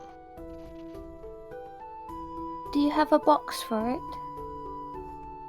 I don't. Can I have it then? You may have it, Sylvie. I take it and I put it in my bag. She hands it over to you. And I take out the worm's crown for her. Right. As soon as you show the worm crown to her, her expression immediately flattens, and she readjusts herself. Please. And she puts out her hand. I give it to her. Alright. She takes it off of you very quickly, and then immediately walks over to her station, puts it down on the table, turns, looks at both of you, and exhales. Thank you. I really appreciate it. There's one more thing I wanted to ask. What? Vendrell wanted that thing, whatever he usually gets from you. Ah, yes. His elixir. Yes. Very well. Just give me a moment. And she doesn't go to her counter this time. She heads out back around like a sort of into a side room, and you can hear the moving of like alchemical vials, like glass clinging, clattering, not breaking, just moving around. And she comes out and holds out a sort of greenish in hue, a potion of just it's like a sort of it just looks like a green like Fanta drink basically. It's like kind of like sponsored. It's got like a soda complexion to it and sort of fizzing a little bit, and she hands it over to you, Sylvain. Oh, thank you. Tell Might him. I ask what it does? Do you really want to know? I'm really not sure if I do. Well, make up your mind. Okay, tell me. I'm sure you know by now that Vandrel is a bit of a... well... a bard. Yes, I did know that, unfortunately. Yes, and he very much so likes to impress the ladies. Oh. So he drinks that and he plays better? Oh, no. Well, he's hoping to... Did you notice, his arm? Oh, yes, it's gone. Yes, terrible. Yes, terrible accident from his childhood, I heard, but regardless, he wants me to help him regrow it. Oh. And he thinks this potion will do it? He thinks so. Well, let's just say I don't agree with the conclusions drawn by that particular branch of alchemy. I myself follow the main tenets of Chimica, but, well, I know that Vandrel, he's interested in all sorts of alterations. So this is a concoction that he designed himself? No, I doubt it, but he brought the recipe to me many years ago now. I'm Oh. not exactly sure where he got it from. And it hasn't worked so far? I'm not exactly sure of that.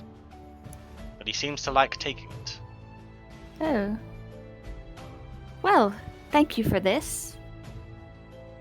Oh, no problem. But I don't think you should thank me. It only brings misery, dear. Not milady. His potion only brings misery? No. Your necklace, miss. I clutched a bag. I will warn you. Changing yourself for others never bodes well. Well, how is being alone forever? She sort of sits there for a moment and looks away. And looks back at you and her eyes flick to you. And you can see something flicker within her eyes a little bit and they sort of soften and look a bit watery. She blinks very strongly and then looks at you again.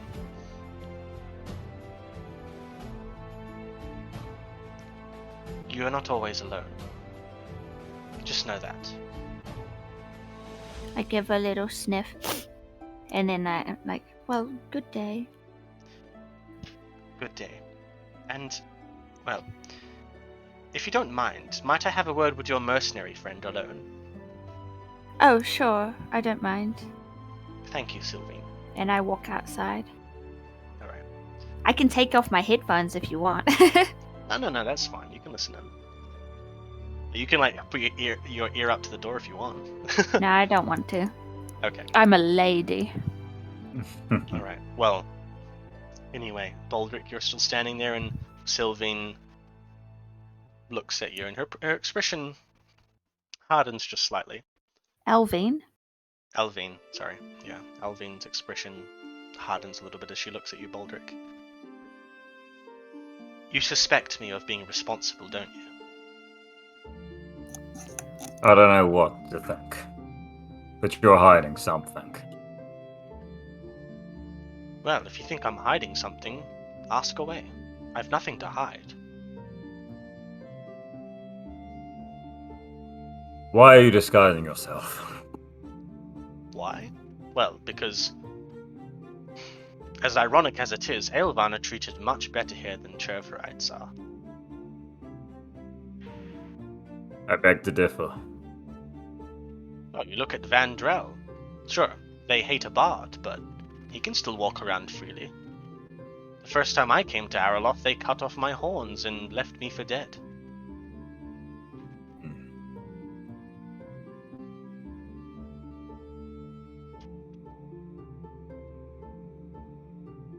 Well?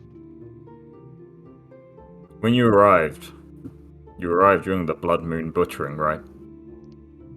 A little after. after. Well, no, actually, I'm not quite sure if it was during or after it had finished. Perhaps during, yes. Not really sure exactly when it ended. Did they suspect you of causing it? Is that why they cut your horns off? Oh no, it wasn't the people of Varlon that did that to me. No, it was people further west. So why are you judging the people here? Sylvine, sure, she may have not had the best time so far, but the people aren't judging her. Not as much as she thinks they are. I judge them for other reasons. And what are those reasons? Roll either a persuasion or intimidation check, depending on how you want to approach that. Okay. Oh. I will breathe in a little and pop out my chest as I step forward a bit and cast like a shadow over her and intimidate. Oh, okay. Me like 16. 16? You sort of push yourself forward and the blue light of the moon sort of bounces off your silhouette as it casts a shadow over her, and she looks up at you, and her expression doesn't change. She just smiles back at you, and the smile grows eerily wider. She's far too amused about this situation, and she looks up at you. What are you doing? Is there anything on the counter? Behind her?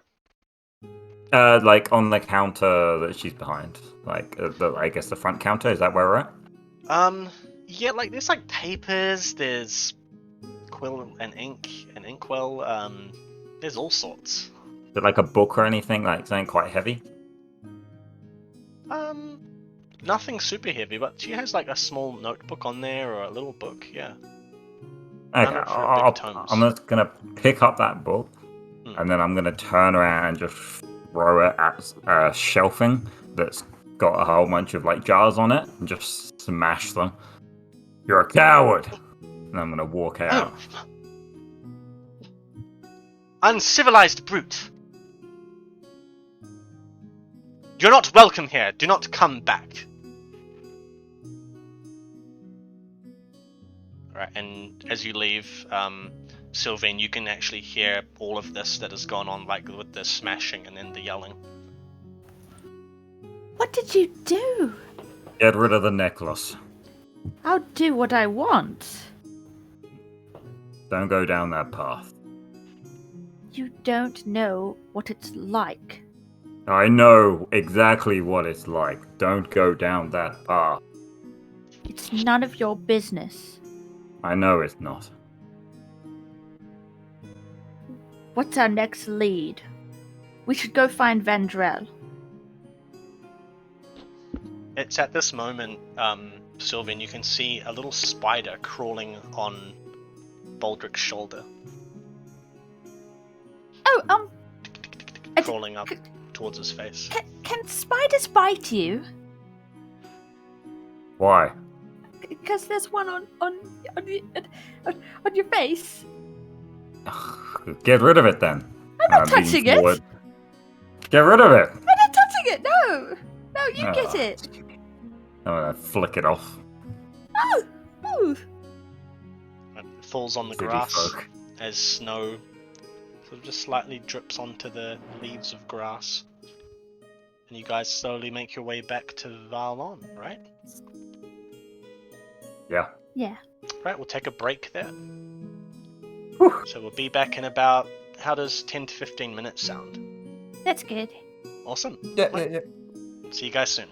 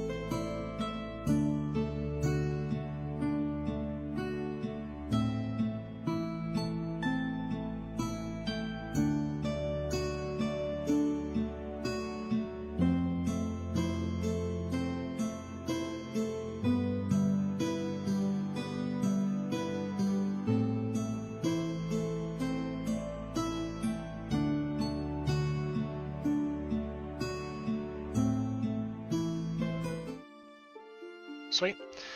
Alrighty, welcome back, guys. Let's pick up where we left off. So, the two of you eventually made your way back to the gates of Varlon.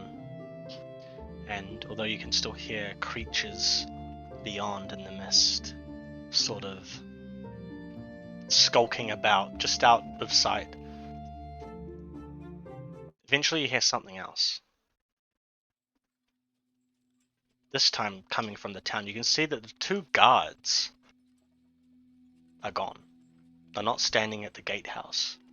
And there's a soft mist that has sort of made its way into the road that extends through the entire length of the town. And as you get nearer, you can hear screaming. Ah! Ah! Ah! Run! Run!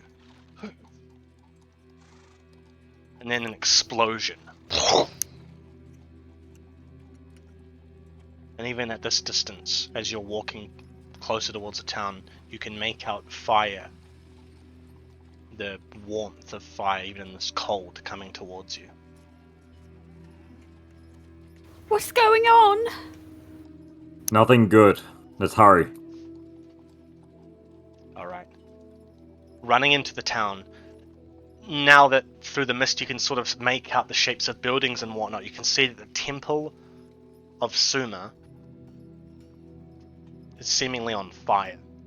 Not completely, but there seem to have been a few fires lit at like the front corner of it, and there are people with buckets of snow throwing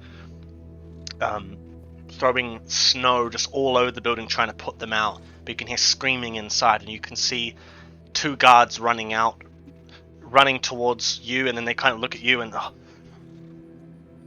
we have to find Varlon, and they turn and run off in the other direction with their spears, and you can hear just screams of pain coming from within. Ah! What happened? We have to get the people out of the church. Let's go. Snow being thrown on it, and it looks like the fires are being dealt with. Like it's not going to burn down or anything now, but it looks like blazes have been, small fires have been set on the building. And as you run up close, you can see there are people coming out of their houses now to have a look, and sort of crossing into the middle of the street looking, what's going on? And a man reaches out and grabs you, Baldric, and he looks at you. What's happening here? I don't know. Let go of me. Bastard. And you head on further up to the temple, and you can see looking in, there's smoke billowing out from inside, and you can hear coughing and rasping as priestesses slowly are running out. One by Irina. one, running out. None of them respond. Where are you? They just run past. What are we to do? Irina!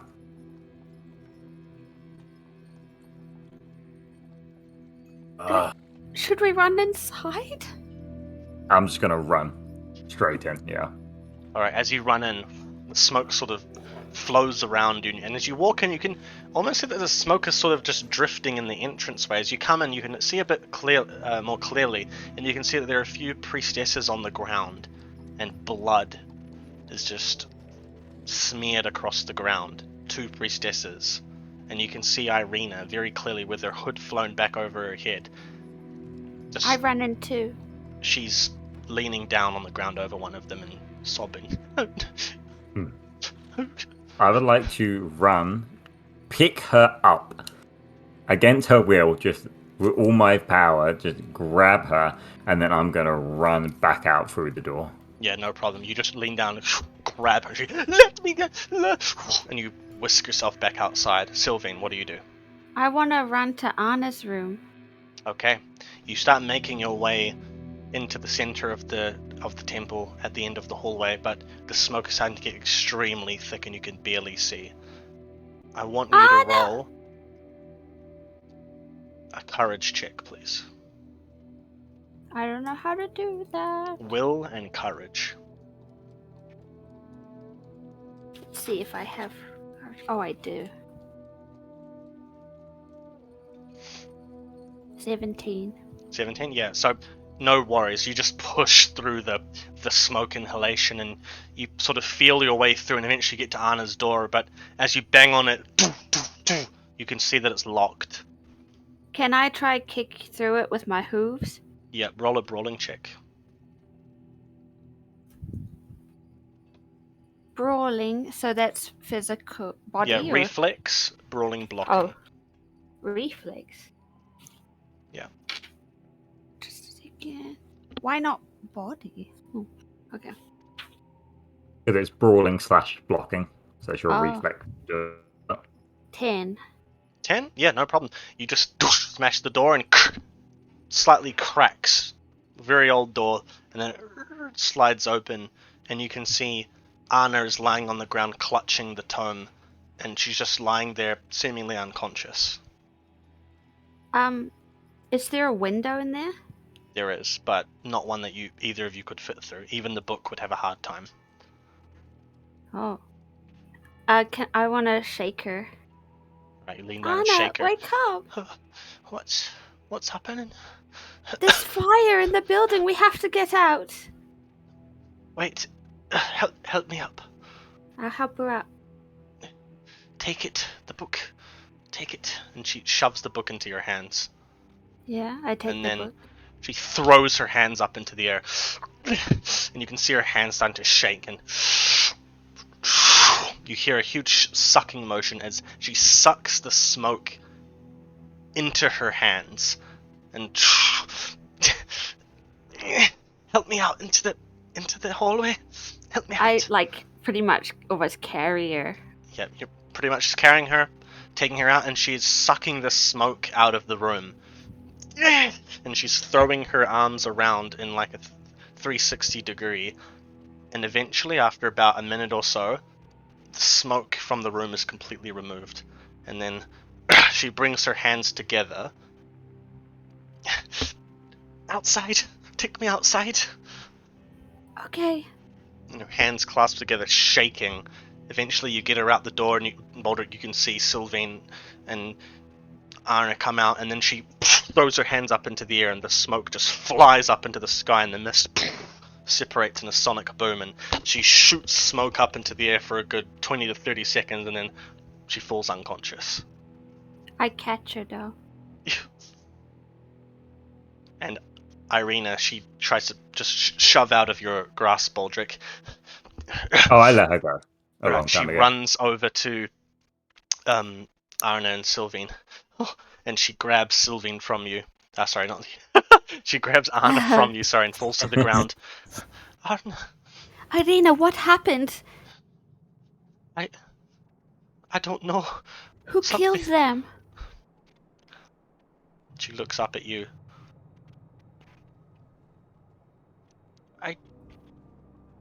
I don't remember. What do you mean? And she just looks up at you, and tears are streaming down her face, and her expression is, I don't remember. And you can hear cracking on top of the temple. And as you look up, you can see the statue of Suma above the top of the temple falls and starts flying down towards all of you in pieces of marble or stone or whatever it's carved out of, flying down towards you and hurtling it. Could I cast some kind of shield with the Shadow Forge? Yep, just roll necromancy. How do I do that? Will necromancy. Okay.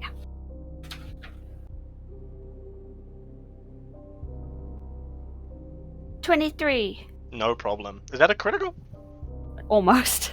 Oh, very close. Yeah, so anyway, you basically just put one hand up. The other one has still got a hand on Anna, and a huge great shield of black, maybe holding the book.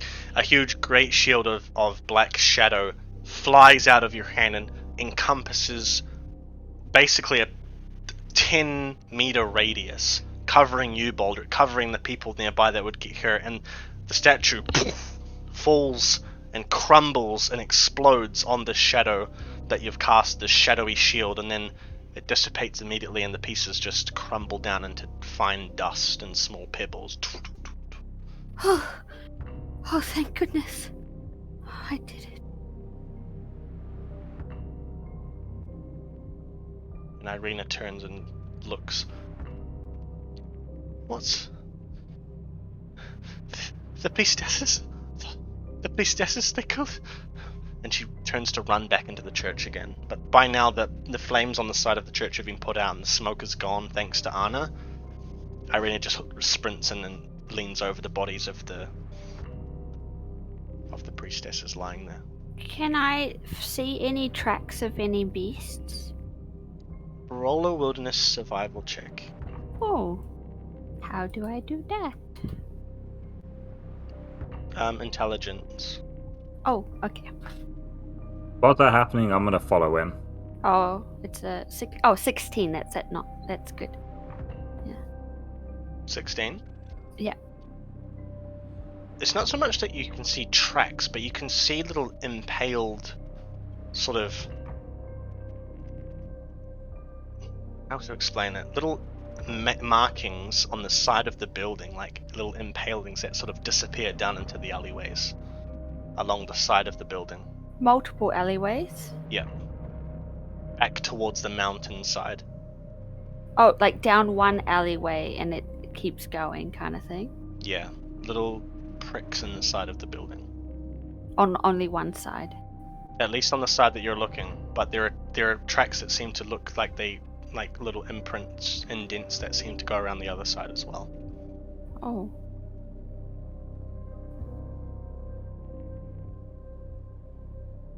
Baldric, as you head inside, you can see Irina is just leaning over, holding the two bodies of the priestesses. She's pulled them together and is holding them, and she's just wailing. "Ah!"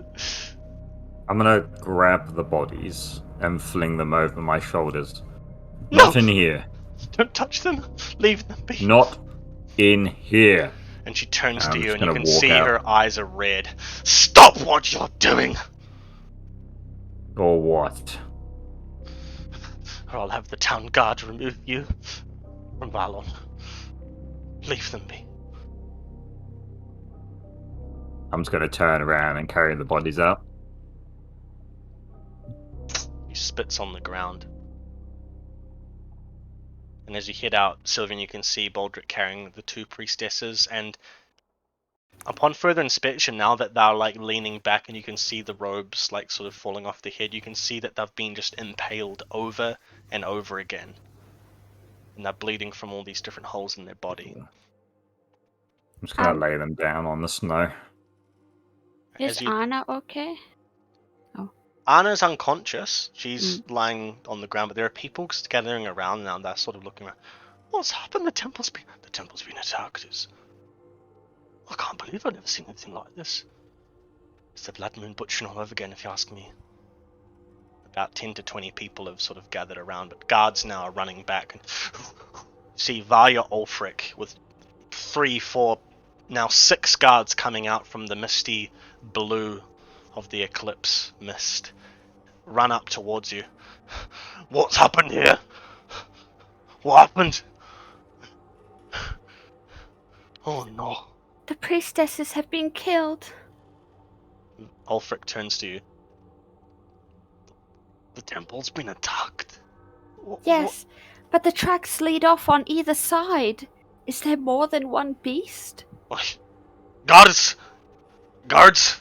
2 guards come up. 3 guards. 6 guards. Now 7. 8. You head out there. If there are any beasts, you drive them out of Varlon. Or kill them. Understand? Right, Captain. We've got this. Yep. Alright, men, let's go. And they head on off. Down This the alleyways. doesn't fit. This doesn't fit. It's a different thing. And Ulfric looks around.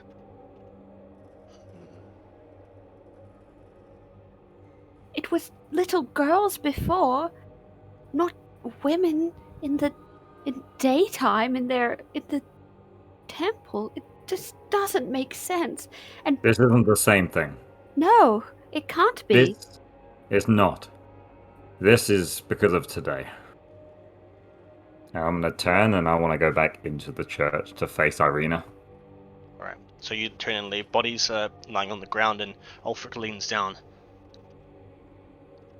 This is the work of monsters. There's no doubt about it. No man could have done this. Could it be some kind of dragon, like the ones you talked about from the forest? There are fires. And Ulfric looks up and looks at the impalings on the walls. No dragon did this. Really?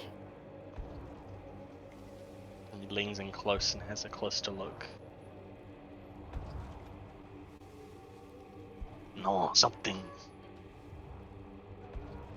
Many, many legs did this. You see there? Those indents. They're claw marks, but fine like needles, like legs. Spindly legs.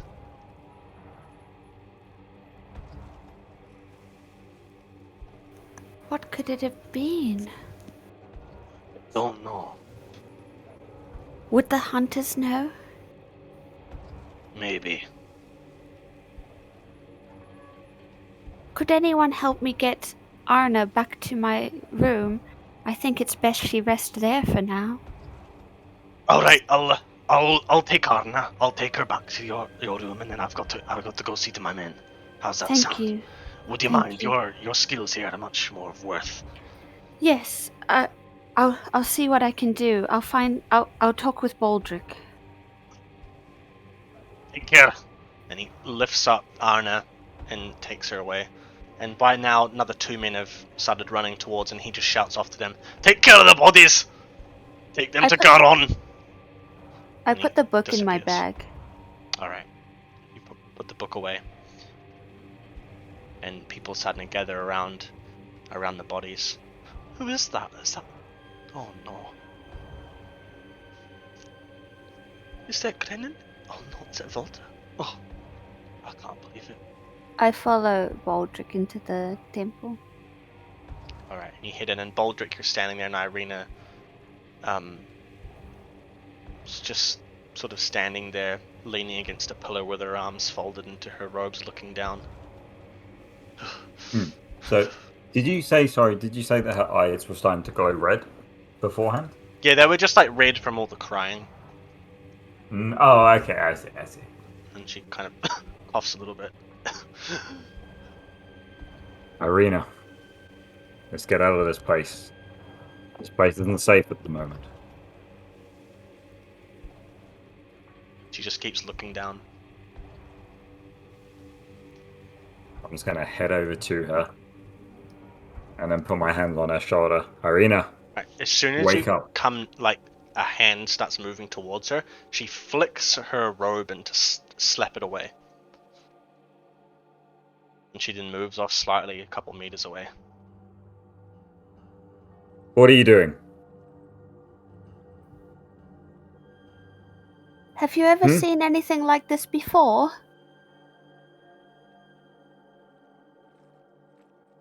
Still nothing. Irina. She just stares at the ground. You think this is helpful?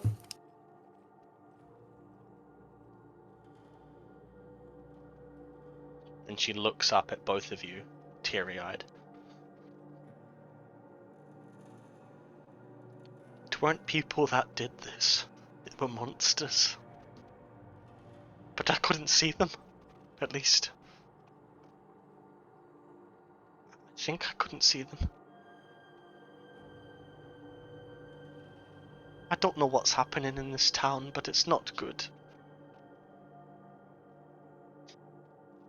Well, that's why we're here. To help. And Why what did don't- you do? You weren't here when they needed you. None of you were here. The guards weren't here. Everyone's useless. We can't be at two places at one time.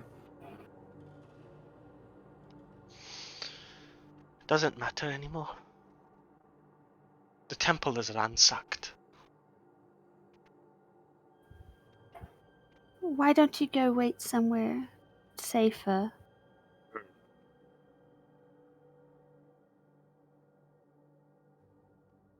I The guards are suppose looking for the beasts.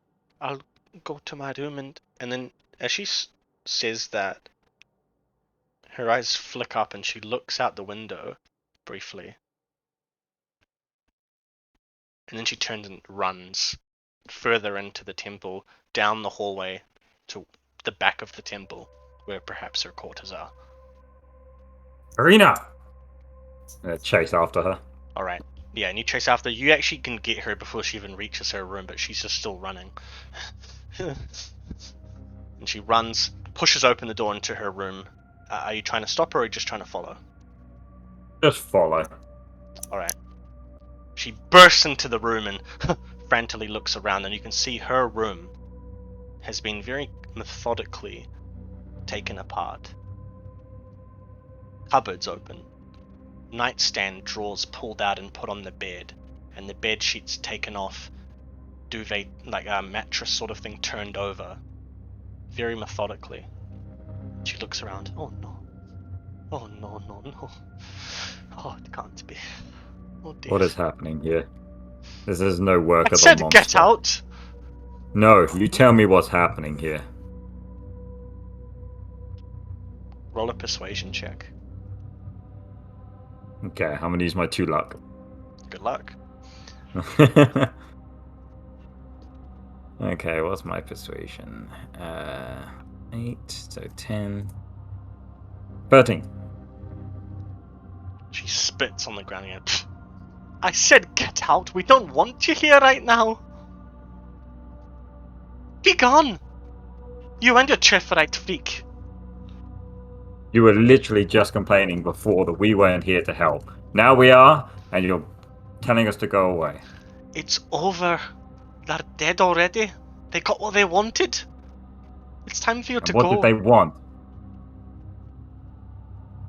It's none of your business. Okay. I would like to get very aggressive here. Okay.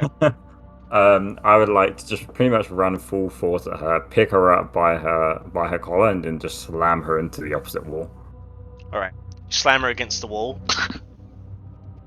She falls unconscious. Ew. Whoopsie. Okay. I'll take her over and I'll place her on the bed. And then, is there a jar of water or anything nearby? There's a silver pitcher sitting on a nightstand with a cup there, but it looks like the cup has been sort of pushed off to the side, but the pitcher,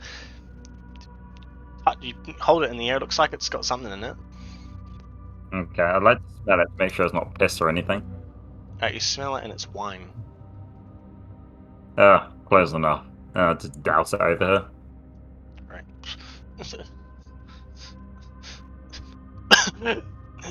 Where are you, Sylvain? I was in the normal part of the church, but I'll probably just have left. Alright. As you head out, you can see Vandrel. I ran over to him. Yeah, he's run over, meets you halfway across the road. What's happened? I heard screaming and... Oh dear. The temple? The temple was attacked. The priestesses are dead. And it wasn't even the beast we're after. It was something else. When will it end? Well... Oh, man. Well, do you want some good news at least? Could there be good news? Lyria will make your dress. Oh, wonderful. Will she wash her hands first? Anyway, what happened? Tell me. I've never seen... I've been to Varlon for years. The temple's never been attacked. Well, it has now. I don't know what I could even say to you. It was on fire. The claw marks the priestesses killed. Oh. And the trails lead off at multiple directions. There's more than one. It's at this time from behind, Ulfric appears with some guards, and he waltzes on over to you. Sylvain! Yes? Vandrel. I think I know what did this. Oh, thank goodness. Well, not that I've seen one, but I just talked to Hovar. Him and his men are getting ready. They're heading up to Gossamer Mine. You know, I told you about the drakids that once nested in those mines. Yes. Well, after we dealt with them, those, well, arachnids, large spiders. Apparently that's what those marks look like, and I'm heading up there with the men, and, well, I'm leaving a few guards here, but I want you to defend the town. I'm leaving you, Baldric, and... No, actually just you and Baldric. Vandrel, you... to go defend the tavern or something. I understand. We're gonna go and see what's going on up there. And if you don't come back? I'll send someone back. Okay. Do your best. We will. Look, be careful. It's Zenith Day. Monsters get scarier, frightful, and much too ambitious. Be careful, Sylvie. And you. I'm leaving these two men here, Niall and Burke.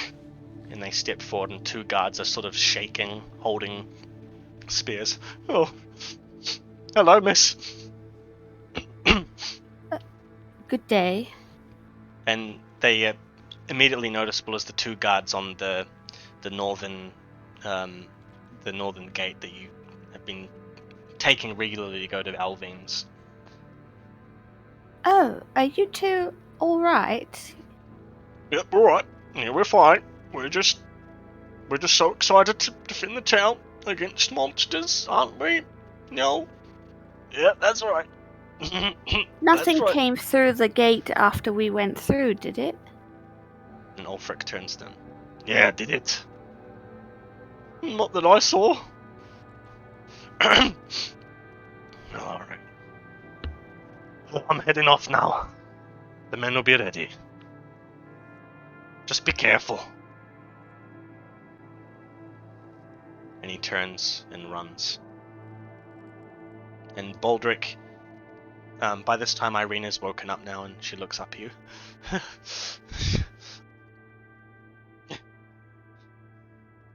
What do you want? I just want to know what's happening. I don't know what's happening. Why did you run off? You seem like something spooked you.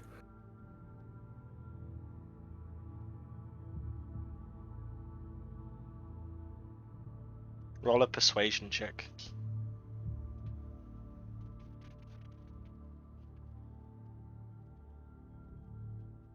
11. 11? Ooh. She shakes her head. Again, it's none of your business. Why do you have to torture me? Just let me go. Just leave. You ask for help, you get help, and you deny it. Suffer in silence then. And I'm just gonna stand up and just slowly leave the room. And she yells back to you. I pray that the goddess never, ever again comes to you. And she spits again. That's up to her, not you. And as you leave, you can hear her screaming out. And something smashes against the back of the door as she slams it. Okay, and then I'm gonna head out onto the main street, I guess. Yeah. As you head out, you can see two guards. There's guards that you were with, Sylvain. They've now headed off and they're sort of guarding around the area. And another guard is, 2 or 3 guards have gone and taken the bodies already off towards the northern part of town. And people are gathering around them. A woman comes up to you, Sylvain, and she leans in. What exactly happened? Well, it seems just that the beasts had attacked the church. What beasts? Are you saying there were monsters in town? Well, it is Zenith Day. It's best to stay home and be careful. Oh no, I got to go get my boy! Oh dear! And she turns and scuttles away. And then Perhaps everyone should go home. you can see Baldric start to sort of come out into the street a little bit more, and you can clearly see him there.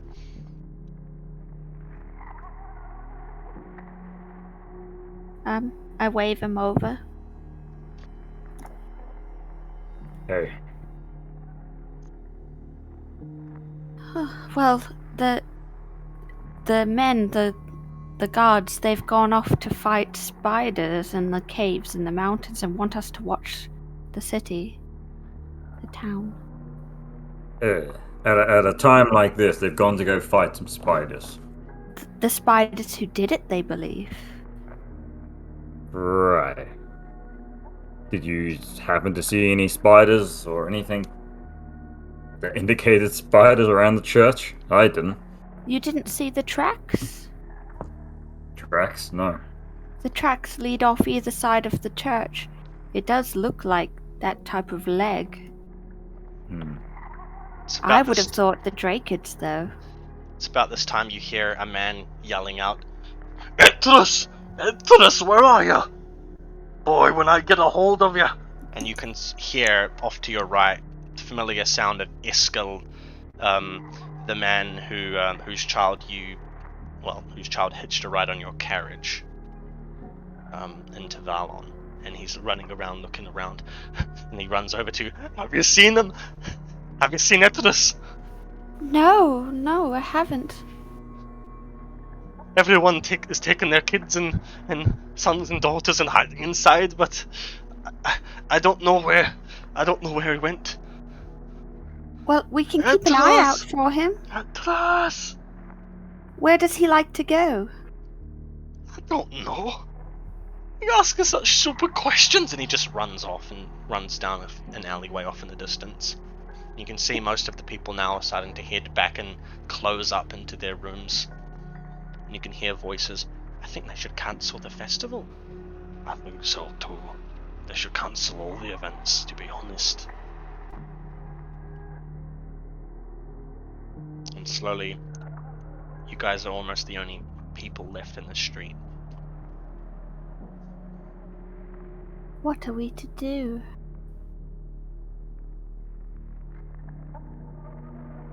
This fucking day. I hate it. I don't know. They said they want us to defend the town? Well, we still have to figure out who the beast is by nightfall. Exactly. Both of you roll an awareness check for me. Both of us? Yep. How do I do it? Oh, critical. Very nice. 26 crit. How do you do it? You don't see anything. No, just kidding. Then it might not even be worth it, just because he got a 26. Okay, I just won't roll then. Yeah. Yeah, Baldric, you instantly catch off to your left. Out from the Fletcher's shop comes Trina, and she is wearing a very long cloak, and she looks very, very tall and very elegant. Looks like a cloak maybe that she's had with her since she left her life of nobility, but as she sort of darts off, she heads down a little alleyway behind the temple. Where's she going? Point out Trina to Sylvine. Well, going out alone, she might be in danger anyway. It's our duty to follow. Unless she is the danger, then we certainly should follow. I don't think she is, but you never know. Sorry, can you guys just take like a 2-minute break? I just need to run to the bathroom. Okay. Yep, never will.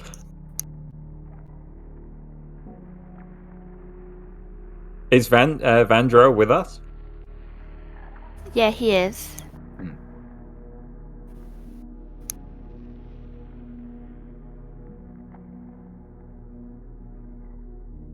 Musical interlude. Da, da, da, da, da, da, da, da, da.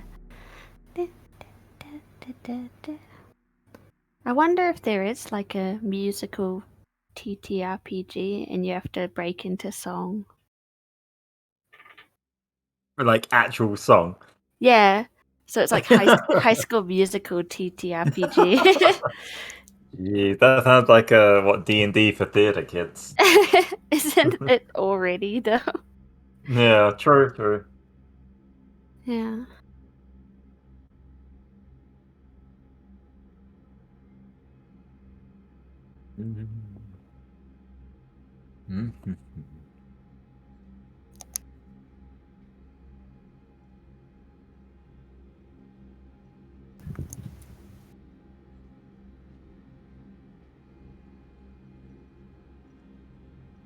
So did he say Katrina? Is her name Katrina? It's walking down an alleyway. Yeah, was it Trina? Oh, right. Yeah, so she's just left her house. I'm not so sure what she's wearing, but he said she seems like well dressed, I think. Heading down, an obscure alleyway. Yeah, and I wonder where the little boy is. What time is it as well? Because it was 9 o'clock when we woke up. We've gone to the Arl, we went to the Smith, we went to the church, we went to the apothecary, and then we went back to the church. Yeah, but also the like moons have eclipsed, you know? Yeah. And I don't know, I feel like that happens like halfway through the day or something, you know? When did he say that happened? When we came into town? When we were going to the apothecary. Okay. We probably weren't there for too long, maybe like 20 minutes or so, so maybe it's just entering the afternoon at the moment then. So it's not technically nighttime, but I guess Alright, whatever I'm very the sorry about that. monster is, I am back. Welcome they probably back. don't care. Alright. We continued the story without you and it's finished now. Yeah, we won! Yeah, but at what cost? Alright, so anyway, you guys follow after Trina? What do you do? Yeah. Alright. Doesn't take long for you to Vandrel. catch up to her. Sorry, Vandrel, he's, let's just say he's with you, sorry, I completely forgot about him. He was Okay. with us, yeah. Yeah, but he he looks to have been doing his own thing for a little bit, talking to some people, spreading a little bit of gossip, who knows, but he turns and sees you guys heading off and he follows after you. What's going on? He was with me. Oh, was he? Yeah, we already talked. Oh, okay. Yeah. Well, anyway, Does the three of Trina you... do this? Vandrel turns to you as you guys are moving. Oh, look, I don't know what's going on. This has me rattled. And it doesn't take long for you guys to head down an alleyway, turn off to the right as you follow her. Are you trying to stay unnoticed, or are you just trying to catch her? I'm trying to stay unnoticed. Yeah. Alright. Vandrel follows suit. As you head down the alleyway and go to turn behind the church, I want you to all roll stealth checks. Oh, how do I do that? Dex plus Yes. stealth, if you have it. Oh, Okay, I'm not the one that's going to fuck up. I got a crit success. I 25. have hooves. It's not my fault. Wait, did you just get 2 crits in a row? I did, yeah. Super silent. Oh, Yay! Vandrel got a crit! Let's go! What? Good luck, Sylvain. Okay, only a 1 on that, but... Oh yeah, good, 21. 21. Awesome. So, as you guys near the corner, you can see that there's, straight around the corner, there's like a barrel of like stuff that's been stacked up, and if you'd been too quickly and not careful enough, too quick and not careful, you would have smashed it over. But you guys stop. Just able to catch yourselves. And then you can see Trina is heading further diagonally northwards across town through the alleyways, and you continue on after her. And then she Is stops. she heading eastward? Like northeast? Northwest. So she's going further west? Because we were on the west side of the road, correct? Yeah. Before? You guys behind the temple right now, and she's heading further northwest. Northwest. Okay, cool. Right, and as you head further down, following her weaving in between the buildings, you can see that she's stopped. And she's now seemingly taking off her cloak and whatnot. And as you peek around the corner, you can see her take off her cloak and revealing that she's wearing full armor. She's got like iron sort of boots. She's got plated gauntlets, and she's got herself clad in a leather, definitely not of Arelson make. It has these very curved features to it, and it sort of accentuates her form. And then she's got a sort of fur shawl wrapped around her neck, and it drapes down her back, and she's carrying a bow and arrow. And she's just sort of preparing herself. What is going on? Why is she wearing that? I suppose we'll have to ask her? Banjo, what do you know of this? What do I know of what? What the hell's going on? I don't know. Go ask her. I thought she was a noblewoman. What's she doing dressed like that? I don't know. Roleplay? Roleplay? Well, On this type of day? well, you're asking me dumb questions. I'm gonna give you dumb answers. I have no idea. Come on, let's just go talk to her before she hears us. Alright, then you hear a and an arrow boom, just stops right shy of your faces, and it lands in the corner of the wood. And she is holding up her bow, looking at you, and just loosened an arrow at you. Who goes there? Trina, it's us. And she lowers her bow. What are you doing? We're supposed to defend the town. You We're lot patrolling. again. What do you think I'm doing? What? Oh. I'm here defending the town. I'm hunting those monsters if there are any more of them still around. You asked me what I was doing. Look, I'm a little bit on edge, alright? Sorry. Yeah, we're doing the same thing then. Look, my husband is taking his men and the guards with Varya Ulfric up into the mountains. Someone, well, other than you, needs to help defend this town. Then join us and we can go around together. No, I'd rather go by myself. You took too much attention with that big, hulking boulder of yours. Well, you didn't hear me before, did you? We were sneaking up on you for a while. Look, I don't have time to argue. Just go and do whatever you're doing. I'll deal with this myself. Oh, She by the turns way, to walk Etris is missing. What? He's missing. On Zenith Day? Really? Yes. Oh, dear. His father is running around like a headless chicken. You've got to keep an eye out for them. Alright, well... Look, I'm covering the northwest of the town, alright? How about you lot spread out and cover the south of southwest? How does that sound? What about the east? Well, the east, well... Those lot over there are used to dealing with themselves. Just let them deal with that for now. I will not. Yes. I'm leaving. And she turns and readies another arrow, low with her bow, low, pointing at the ground, and continues onwards. Fuck the west. Let's go east.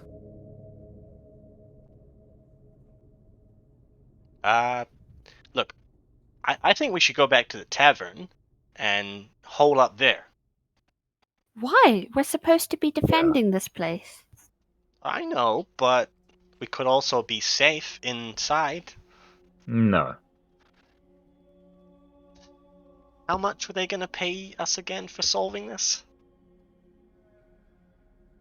They're not. We're protecting people. Wait, hang on. I was told that the Jarl was going to pay us for finding out who did this.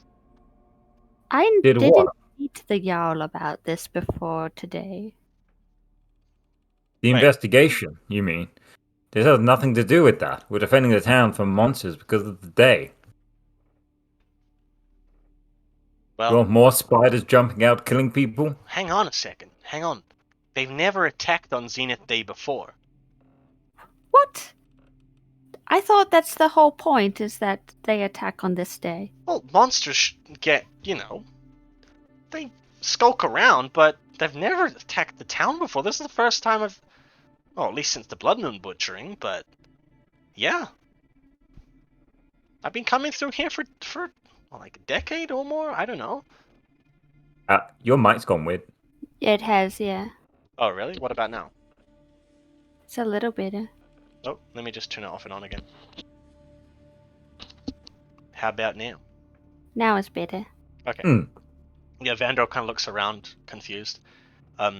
Look, I've been coming through here for about a decade, and this is the first time this has ever happened. Who cares? It's happening. That's the problem. Why is it happening then? Yeah, why? And I think it's related. To what? And so it's related, and you want to go sit in the tavern because it's safe. No, because if it's related for sure, then of course I'm gonna join. But as you can see, I'm a little bit indisposed, and he shows his arm. So we gotta go to the blacksmith. Would it so I be can ready get my by arm now? back. Well, you'd hope so. Otherwise, I'm going to be completely useless. I can't play with one arm. Play? Yeah. You're going to help by playing? I'm a bard. I know. I do all sorts of things by playing. You ain't ever seen bardic magic before? No. Well, if you're lucky and stick around, you'll find out. Hopefully I won't have to, though. Oh, didn't see it last time. No, well, last time I was trying to impress, so I was trying to show you some of my erosion swordsmanship, but that didn't go very well, did it? Oh no, it was fine. Anyway, I say we go back to the blacksmith then, pick up the things if we can, and then I think we should go to the east and look for places to defend there. Yeah, I agree. Alright then, well, the blacksmith's only about a block over, may as well go there anyway, even if it wasn't ready. Just to see if he's got any weapons we can use. Oh, Alright. yes. As you guys go a block or two over, you can hear crying coming from the opposite direction to you. You can see the blacksmiths in front of you, but you can also hear sobbing. Is it a man sobbing? You can't quite make it out. It either sounds like a girl, a woman, or a child. Is someone there? Huh? Etris, is it? Who's here? Is it you? It's me, Sylvain. Sylvie, help me! Help me! Can I find him? Yeah, you can follow his voice. Yeah. I'll get you to roll a...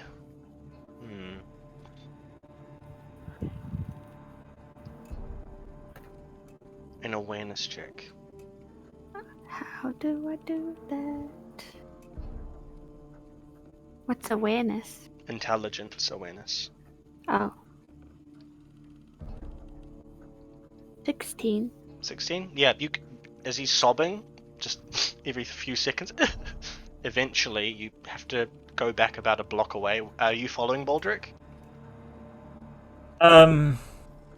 Is this in the same direction as the smith? Opposite direction. Yeah, I'll follow.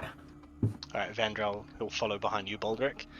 Eventually, Sylvain, you come across Etris, and he is hiding in between, a little narrow space with his, crates stacked up behind a building, and he's just crouching in there shivering. I hold my arms out to him. Come on out, then. I don't want to. Just leave me. Let me. I'm hiding. From what? The monsters. What did they look like? I don't want to talk about it. Come on, come out. If he finds me, he's gonna hurt me. Your father? Yeah, because I ran away. He's looking for you. He's worried. No, he's not. He just wants to hurt me. Well, I won't let him. I don't want to go back to the house. I hate her so much. Who? Gertrude. Who's that? His new... He says she's my new mummy. But Oh, I'm gonna be replaced soon. with who? A new With baby? a new sister. Oh, I don't want it. I hope that child is cursed, you hear me? I don't want it. what a terrible thing to say. Just leave me alone. Etris, is that you? Etris! I pretend I wasn't looking at there. Alright, running around the corner, Baldric, Vandra, you guys come in, and Eskel, he appears and he's fuming. He's basically foaming at the mouth from yelling so much, and his eyes are wide. Etris, there you are! Oh, my boy! And he runs down and hugs Etris. And Etris just has tears in his eyes, but he's got a very flat face right now. And Eskel picks him up. Just don't run away on... At least on this kind of day, mate. And he turns and runs, just disappears. Runs around the corner with Etris and runs back towards his side of the town. Oh. Well, okay then. Sorry for the detour. Can't leave a child out on this day. Understandable. Shall we head to the smith now then? Yes, let's go. Right, eventually you make your way back to the blacksmiths, and you can see that Halor is actually there. He's busy working. He doesn't even really seem to be paying attention to what's been going on in the rest of the town. He's just ding, ding, controlling the amount of flames in the smith. Ting! Oh, you're back quite early. Puts down his hammer. How are things going? Well, I've got your weapon here, that's all done. That didn't require much. Seems to retain its shape quite well. And he throws the hammer to you. Oh, there you go. But the armor, that's going to take until tomorrow probably. Can you give Vandrel a hand, though? Yeah. Yes, I can. His arms, well, brass is actually, as much as easy as to bend it in, it's easy to reshape it. So here you go. Throws it to Vandrel. Vandrel catches it and puts his arm back on. Right. Well, that's me done for the... Why is it so quiet?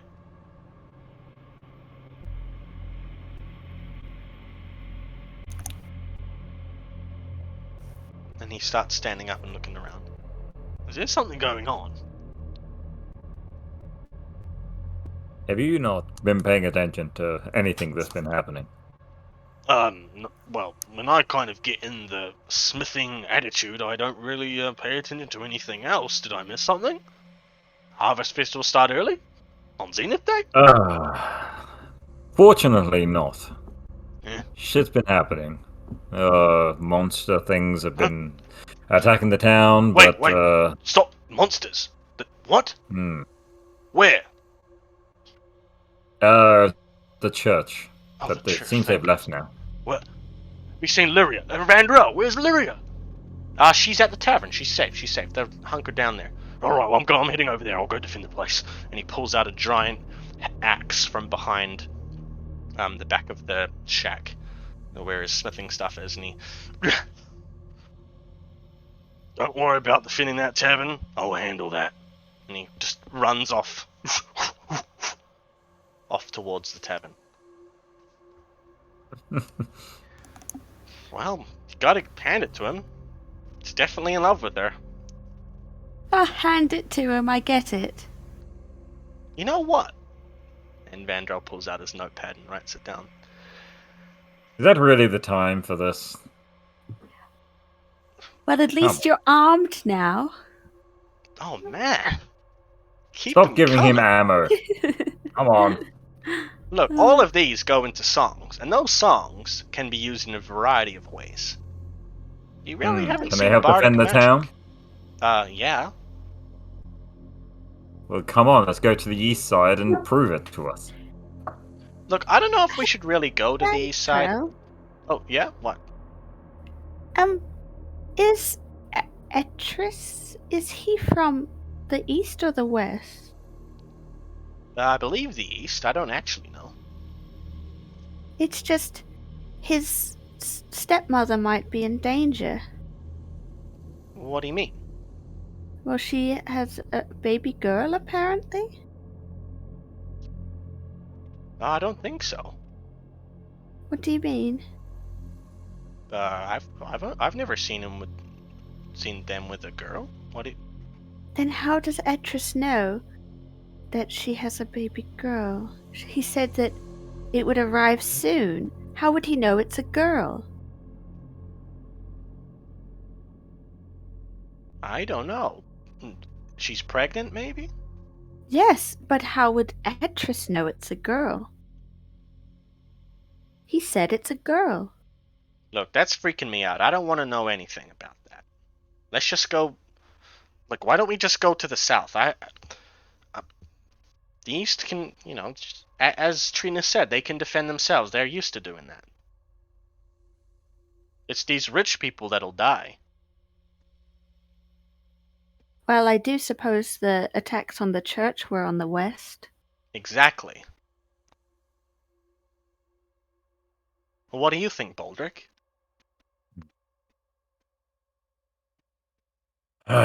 Whatever attacked, I reckon, has already left. I think the main problem at the moment is what we're investigating. And I think what Sylvine is talking about with this pregnant lady might possibly be a clue where we should head next. Yeah, but Varya Ulfric told us we need to defend the town. We need to go defend the gates, make sure there's no more monsters coming through or over the walls, right? We can't defend the whole place, though.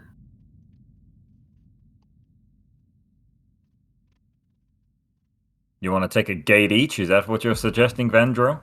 No, I'm saying that we head out the south gate and then we spread out around the west side, like Trina was saying. I've seen her with a bow. She can handle herself. So then let her handle the west. Yeah, northwest. But what about the southwest? And what about the southeast and northeast? I don't know. Though we did see them arguing that they could defend themselves with Elfric.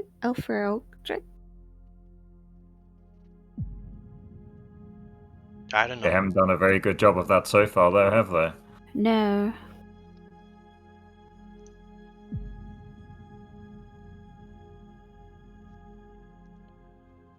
Perhaps we should split up, maybe. We could each take a quadrant each. And call each other somehow. No. I think we should head out the gate and then just fan out. And if we Head out the gate. Yeah, because do you hear any? I don't hear any monsters or anything. You want us to look for the monsters? No. I just say we look out the gate, fan out around the gate, and see if we see anything, like any pinpricks in the walls or whatever. Oh, you want us to follow the tracks of the church? No, look, I don't want to do anything. I'm just thinking what we probably should do. Is that not what the hunters are already doing? The hunters? The guards. Oh, they've gone up to the mines. To deal with these monsters that attacked, right? Well, you would think so, but what if there are more? What if more attack? And so if more attack, you want us to leave the town by going out the gate? The walls are part of the town, and if we stop them before they get over the walls, then they can't get in the town. But they're already in the town, aren't they? Are they? I don't hear nothing. I don't see nothing. I'm gonna look back over the church's direction. Right. Nothing at all.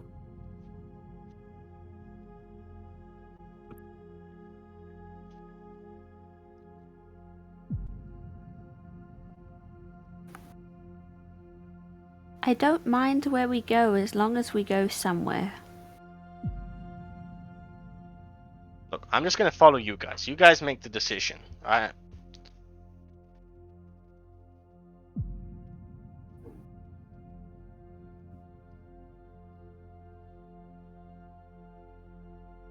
Where is the old like house? That's southwest, isn't it? It's a little bit south from where you are now. Like 3 or 4 Hmm. blocks downwards. And he would have his own guards protecting that area, wouldn't he? Yeah, probably. Mm-mm. And then the other side of the south is the tavern, which we've got the smith guy protecting. Mm. Hmm.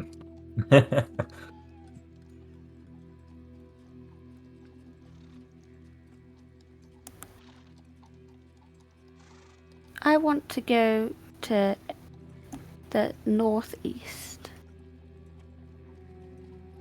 I'd like to go to the east side as well. I feel like the south is protected enough for the time being. Alright, let's go then. And Vandrel's gonna flick his sitar off his shoulder and attach it onto his arm. Let's go.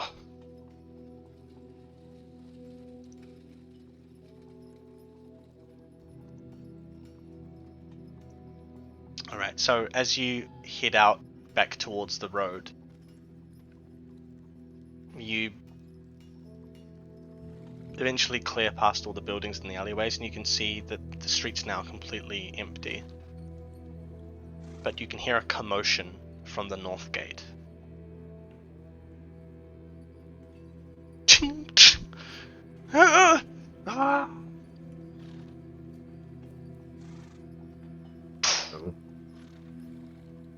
Can we see the north gate?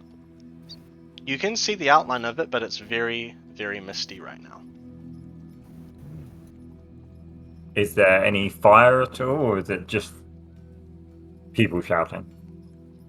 Seemingly just people shouting right now.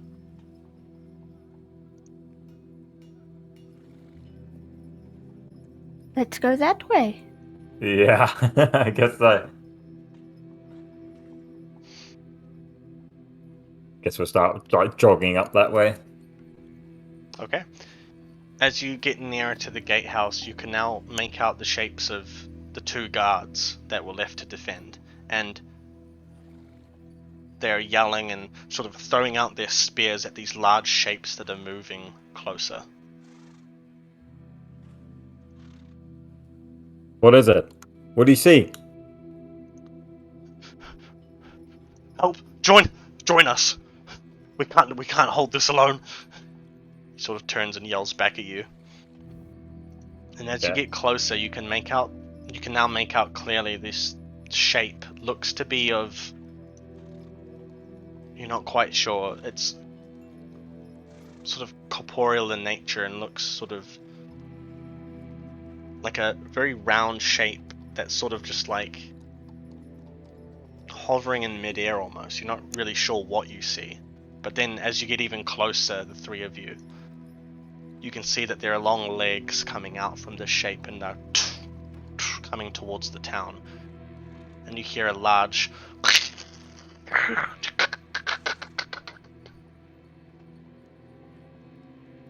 and then as the 3 of you reach the gate and the mist sort of starts to clear, you can see that there is a little group, 4 or 5 or more of these very large arachnid creatures coming towards the city gates.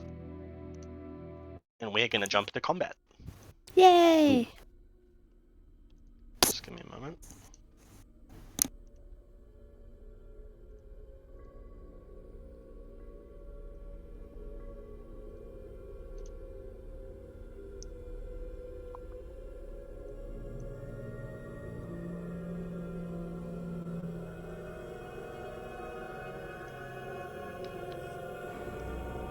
Alright, so the 3 of you walk through the gate, and you can see two guards off to your right are sort of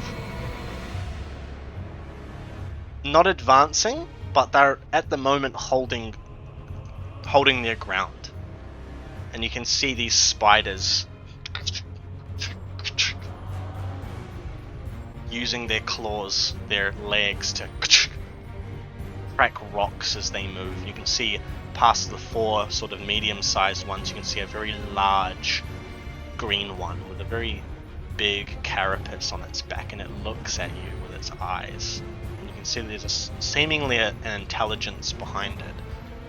And it looks towards you and shows off its mandibles. And it roars at you. Oh no. Alright, so this first guard, he holds his ground here, but it's not long before one of these spiders walks up and rolls for an attack.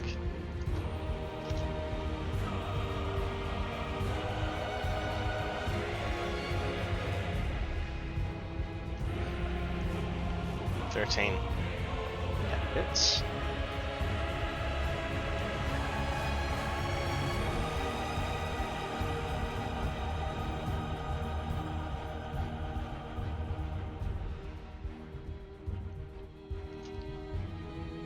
Oof. Yikes. Alright, so the spider leaps forward and sticks its front legs into the guard, and he it's lifted up into the air by this large spider, and then it throws him across this expanse into the ground alongside his fellow guard, and the other guard looks at his friend who's bleeding out, staining his armor in red, as this one also walks up, the other blue spider. The other guard, he walks in front of his friend and pulls up his shield and his spear. And ting, ting, ting. Come on then! Baldric, your turn. Okay, the squares that are on the screen, are they 1 square or 2 square per move? 2 square per move. Okay, 1, 2, 3. Cool. I'd like to move up to the grey spider that's above the 2 guards. Okay. Yep. And as I'm running, I'm gonna drop my hammer to the ground, like how I did with the bandits. Yeah. And run on over, and then just swing it down. Once I get over to him, just swing it down onto his body. Try to crush it. All right.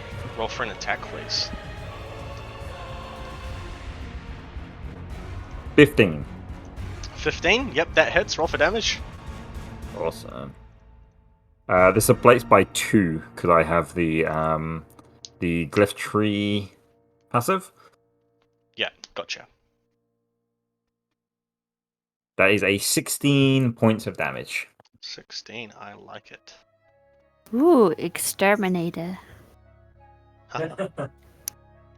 You know it. Alright. Yeah, so you throw your axe off the dirt, flicking dirt into its 8 little eyes that sort of peer up at you as you smack it across the jaw, and it sort of spits out all of this weird fluid onto the ground. You can see, as it does so, it starts melting some of the rock away. And Sylvine, it's now your turn. Can I move forward and do a thing? Yeah, you can move up to about here? Oh, what's your move? 6. Oh, really? Oh, okay. You can move pretty far. You could get in range of the spider near Baldric. I want to make my shadow bow and arrow. Okay. But I thought I'd run up to where the guards are. You can get up to just a little bit. I would say about here. This is as far as you can get. Just above the guards. Oh. I want it to be a little behind them, but okay. Oh yeah. Like that? I don't know. It's not move. Yeah. Okay. Yeah, and I want to make a bow and arrow, Alright. and I want to shoot the spider that attacked the guards. Okay. Roll a necromancy check, please. Is that with intelligence? Will. Oh.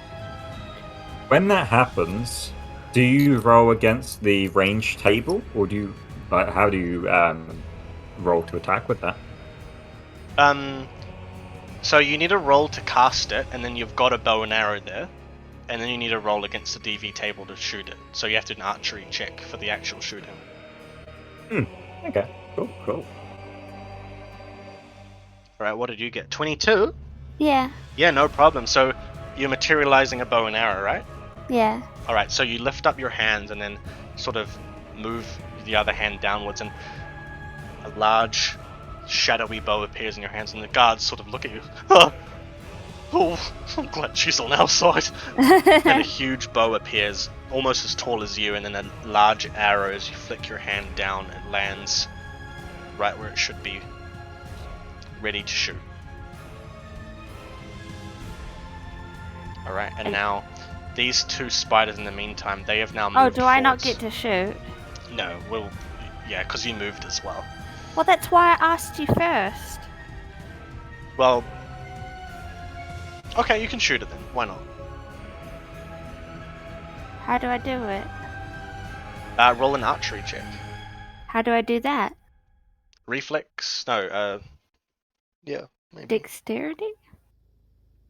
Yeah, dexterity archery. Okay. Alright, in the 10. meantime, this one's going to move forward as well. 10.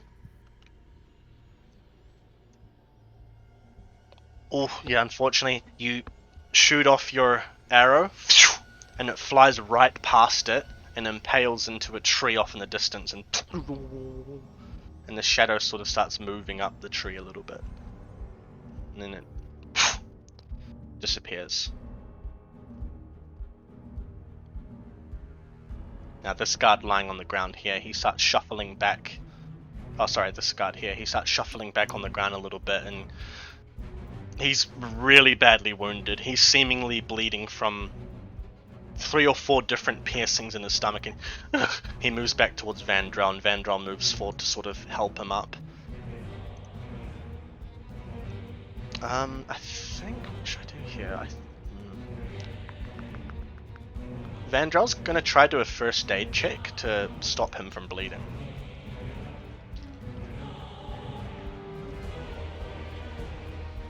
How much has he got? He's got 8. Oof. 13? Oof, okay, cool. Alright, so Vandrel starts sort of ripping off pieces of this guy's tunic and just starts stuffing it into these orifices, that he's sort of, these holes. Oh, rather, he's a pro at this. Pinprick things that have legs that have dug into him, covers them up, seemingly trying to stop the bleeding. Not too bad of a job. It'll do for now. The spider where you are, Baldric, it goes to attack you. Right.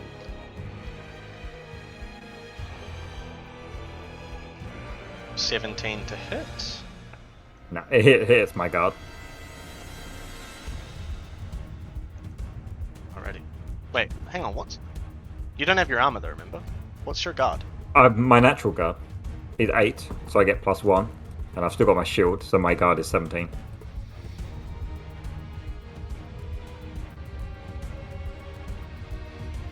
How did you get 17? Ooh, oh boy. Okay, so I get +13 for my brawling blocking. I get 2 for my race, that's 15. I get 1 for my armor, and I get 1 for my shield, so 17. What armor have you got? Oh, right, sorry, your natural defense. Yeah, my racial passive. Okay, gotcha. Alright. Okay, then, in that case, yeah, he goes to goes to stab in you, but it just bounces off your shoulders and upwards, and the creature sort of falls forward a little bit. Second one moves up to the guard who's standing there trying to protect his friend and rolls for an attack.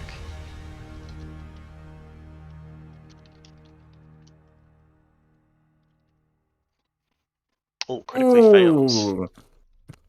Of course, but why wouldn't it?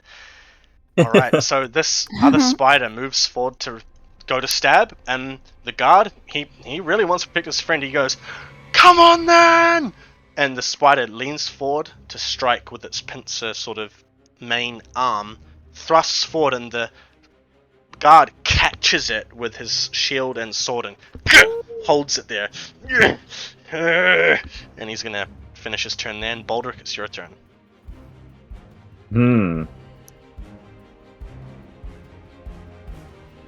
Okay. I think just for the time being, I'm going to use the motion of him missing my shoulder and it flicking up to then use my hammer to then uppercut it as it's like flailing from its attack. So it's sort of exposed on the bottom.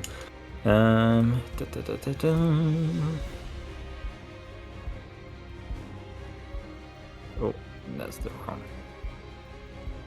1d10. 11. Come on. 20! 20 hits. Roll for the damage. 21. 21. Alright. Blade by 2. Boom. Yep, so you just uppercut it as it fell down, and you can see, like, you almost break its head off completely. Like its head rips and flings upwards and smacks up a little bit too higher than it's supposed to be, and then you can see it sort of recoil backwards and letting out a very guttural scream, and it's kind of spitting off more of this acidic-y saliva onto the ground, and as it hits the ground it sort of evaporates and melts.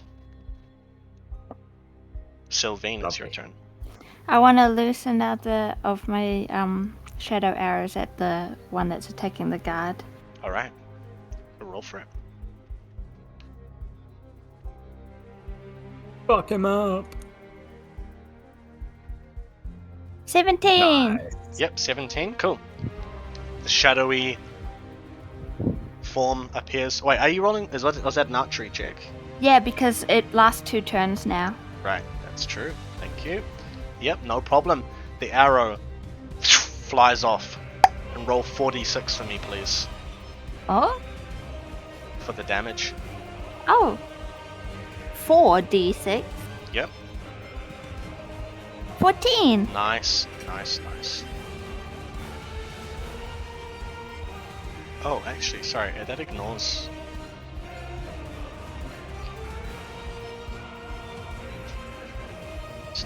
So, very good. Alright, so yeah, the arrow flies through the air and the guard lets go of the pincer at that same moment, and the spiderling throws its arm up, and then the arrow lands right under its arm and right into the side of its hide, and it lifts its head up and it spits saliva on the ground in front of the guard, and he actually leaps back a little bit like, "Whoa!"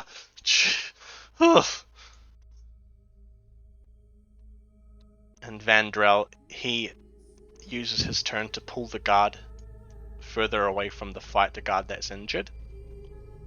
And then these spiderlings start climbing up. One of them, Baldric, is starting to climb up, looking like it's going either behind you or towards the town itself. And the other one is heading around as well. And the big one is just sitting there for now. Alright. The guard that's still managing to hold his ground, he rolls an attack.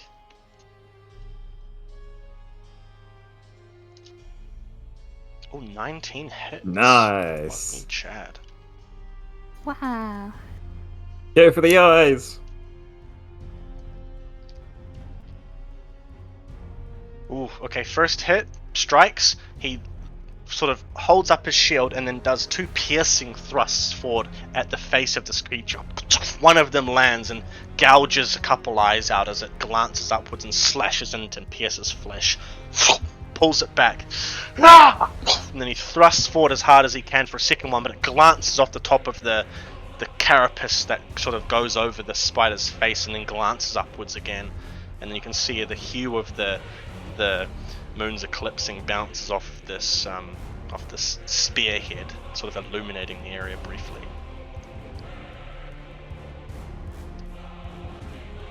Alright, the spider here, Baldric, it lurches forward and it sort of falls down on one of its legs, but it uses what little momentum it has to do one final swipe at you, but it's sort of measly and not anything amazing.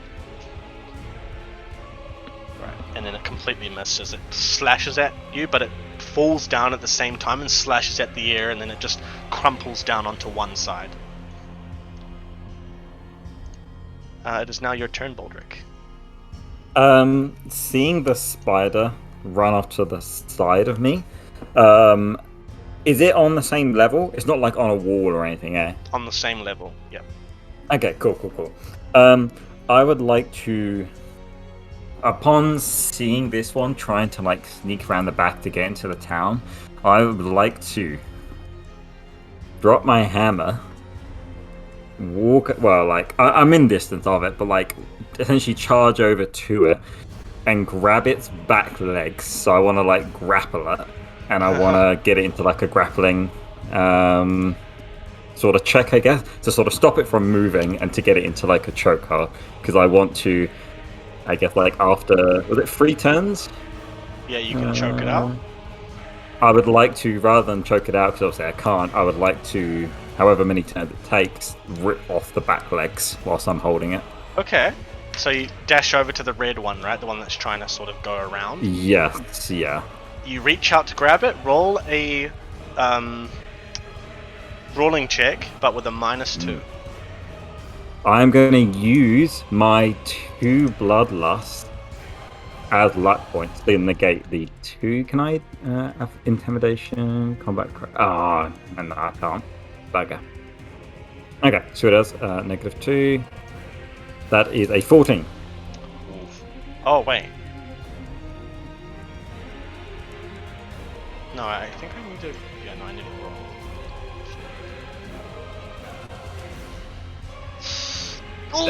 Unfortunately, yeah, so because it's got a lot of legs, you go to grab on the back of its carapace, but the back legs flip up and they just start piercing at you, but not like in a... These ones are really not meant for like combat, it's the front ones. These ones just sort of push you back. Yeah, and as I do that, I want to yell out, Sylvain! Alright, Sylvain, your turn. I'm coming! And I want to resurrect the blue one. Ooh, okay. You walk up to it and touch it? Yeah. Alright, do a necromancy roll for me, please.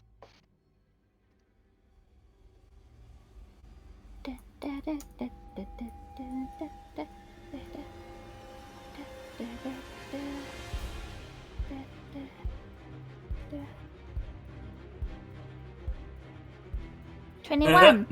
Yep. That is no problem at all. You lean down, put your hand on its face, and it starts like very Back for me. strangely pulling its limbs, and then it pulls its body up, and then the eyes flicker with a purpley green and like multicolored sort of rainbowy coloration that sort of swirls around, and then it looks at you. Stop your sister. And I point to the other one. The ready one. And it scuttles on over straight towards the other one. Right, Vandrel, he darts forward, and with his sitar, he does a huge strum on it. And sort of encompassing the entire area is this very almost like out of tune but it still sounds good. It's very, very big strum, and it reverberates throughout the entire area. And he is going to enhance the guard's next attack, if he can land the roll. Let's see if he can.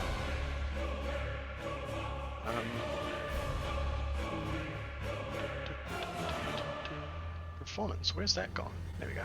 14. Okay, yep, sweet ass. So yeah, he bling strums on his thing, and the guard can feel magic sort of starting to swirl out from Vandrel's sitar and fly around the guard's spear, and the guard turns and goes, "Oh, I like this!" And he turns and rolls for an attack.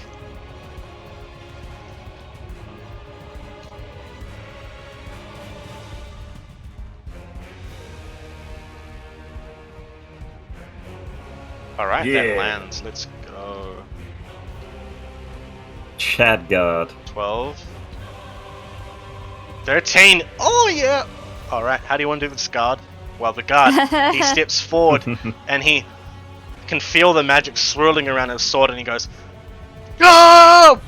Throws his shield on the ground, grabs his spear with two hands and flies up into the air and twirls his spear in midair and brings it down through the creature's head, and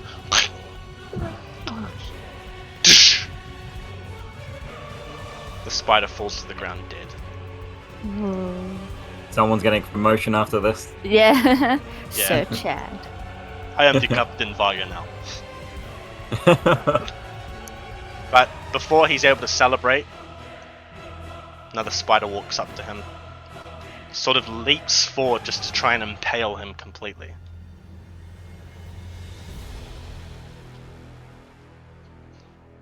That hits. Ooh. No.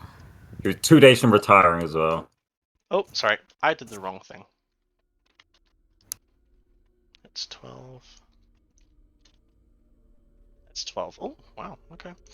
Yeah, so the spider dashes forward and impales the guard in the exact same manner as the other guard was. And he screams out as he's lifted up into the air, and Vandrel just kind of stands there. Oh man. And the spider throws the guard over all of you across, and he just smashes up against the rock and falls to the ground unconscious. The large spider starts crawling up this little sort of incline, and you can see that it is at least 10 meters long. It is huge, and it looks over at you and it peers at you, and it almost, even though its face is very inhuman and it has sort of like mandibles, it almost smiles at you and just spits this huge globule of green slime in your direction. And Baldric and Sylvain, I want you both to roll evasion. Actually, Vandrel as well. How do I do that? That is Dexterity? reflex, Perfect, dodging, evasion. I was going to say I don't want to roll, 11. but I got a crit fail, so it's perfect. Oh no. That's what Really? I wanted. Baldric doesn't evade. He can't. Oh yeah. True. Failed successfully. Well, I mean, he's not armored right now. No. He's old. He's blinded in one eye.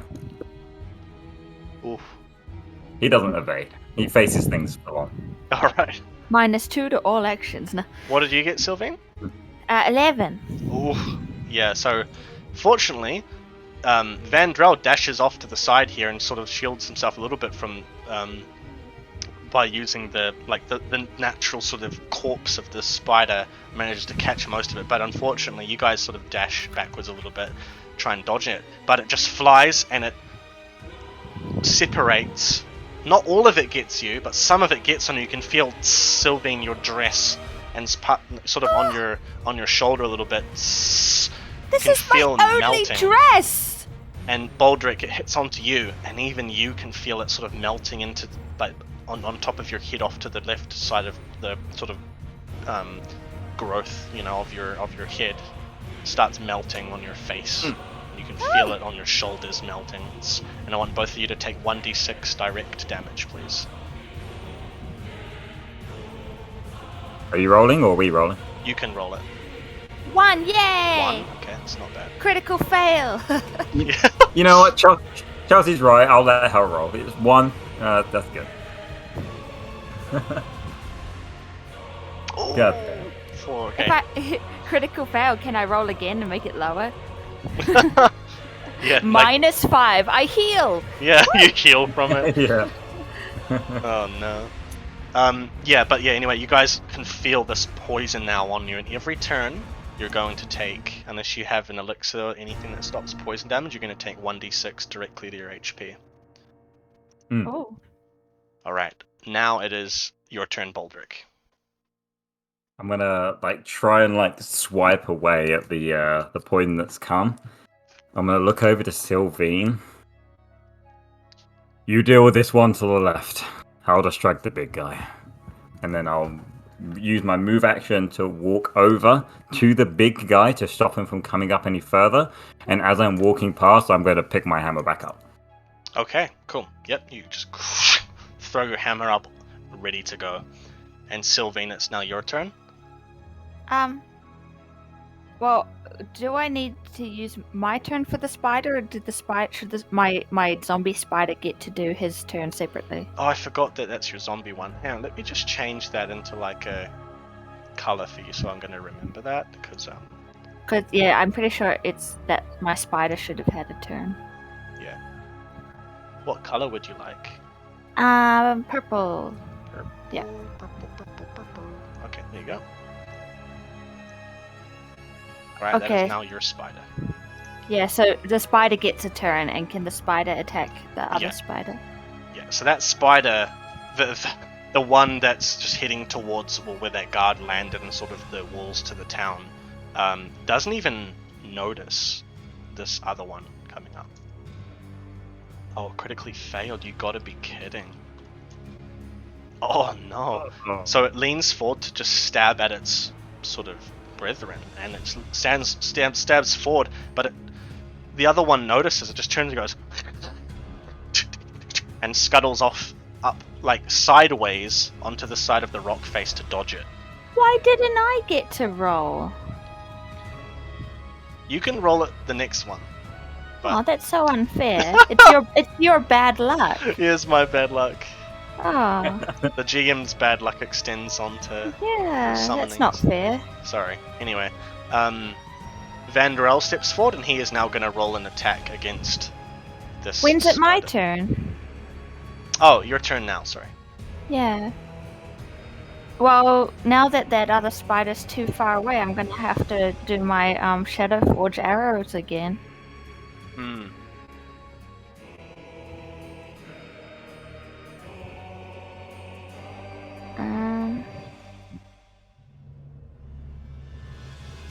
21.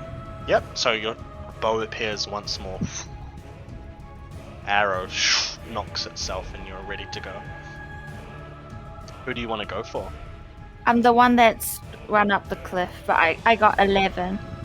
Oh, yeah, unfortunately, the arrow flies off again, and it impedes into the rock face. But it impedes off to the left of it in the rock face, and so the spider turns and sees where it came from, and it sort of looks in your direction at this point. And Vandrel's going to roll an attack.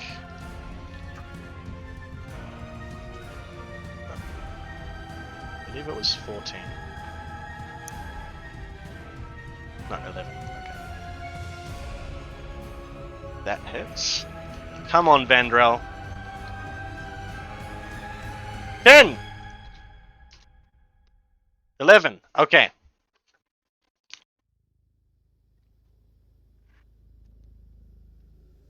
Alright, so Vandrel, a sword flicks out from his sitar, and he slashes forward 2 times. He slashes at the front legs of this creature, which the sword does land and go into the legs, but it doesn't fully cut through them, and he has to pull it out, dart around for another one on the other side, and green blood flies outwards and just sprays onto the ground. It doesn't burn or anything, but this spider is now bleeding from its front legs. Alright, the large one, Baldric, is going to move to attack you. So as you is it come the close. next lot of the rounds now? Not yet. Oh. Not After yet. this one attacks. Oh, okay. 19 hits. Yeah. 11, that's 3 damage? Cool. Yeah. Okay, you take 3 damage, and you now take another 1d6 as well. But you're already poisoned, so you're not as bad. All of us take that, or? Yes, actually. Yeah. Except for Vandrel. Actually, the other guards are going to take... Ooh. Oh, you got a 6? Oof! 3 and a 1. Okay, that's right. How much did you take, Sylvain? 3. Okay. Alright, now Baldric, it is your turn. With your hammer in hand, it did stab into one of your shoulders now, trying to stab into your sword arm to make you drop the hammer, when it does puncture through, but then it pulls it back out, and you're still ready to go, though. I would like to move over. Like, how big is this this little wall that they're climbing up? It's just a very small incline. It's not big. It's like Okay. not even a meter. I would like to move over to the right, just before the cliff. Yep. And then to try and pull its direction away from town. And then I am just going to take Sorry, I couldn't hear you. I think you said take a swing at it. Oh, okay. Oh no, I'm lagging. Oh, I think I'm back. Hello? Yeah, you're back. Hello there. Okay, awesome. Yes, I'm moving over to the right, and then as I'm moving, I'm gonna try whack it. If possible, try and force it back, but just going for a hit. Yeah. Oh! Oh, a second crit Oh, fail. no. That was a crit fail 5. No. Alright, as you go to hit it, your attack lands. Your attack does land. But it hits directly onto the most armored part of it. When your hammer smashes and the front piece of your hammer cracks. And your hammer's gonna go down to... It was average quality. It's gonna now go down to poor quality, which gives you a minus 1. Yeah. To any rolls. And the spiderling, it does turn its attention back towards you with that, and it just hisses at you.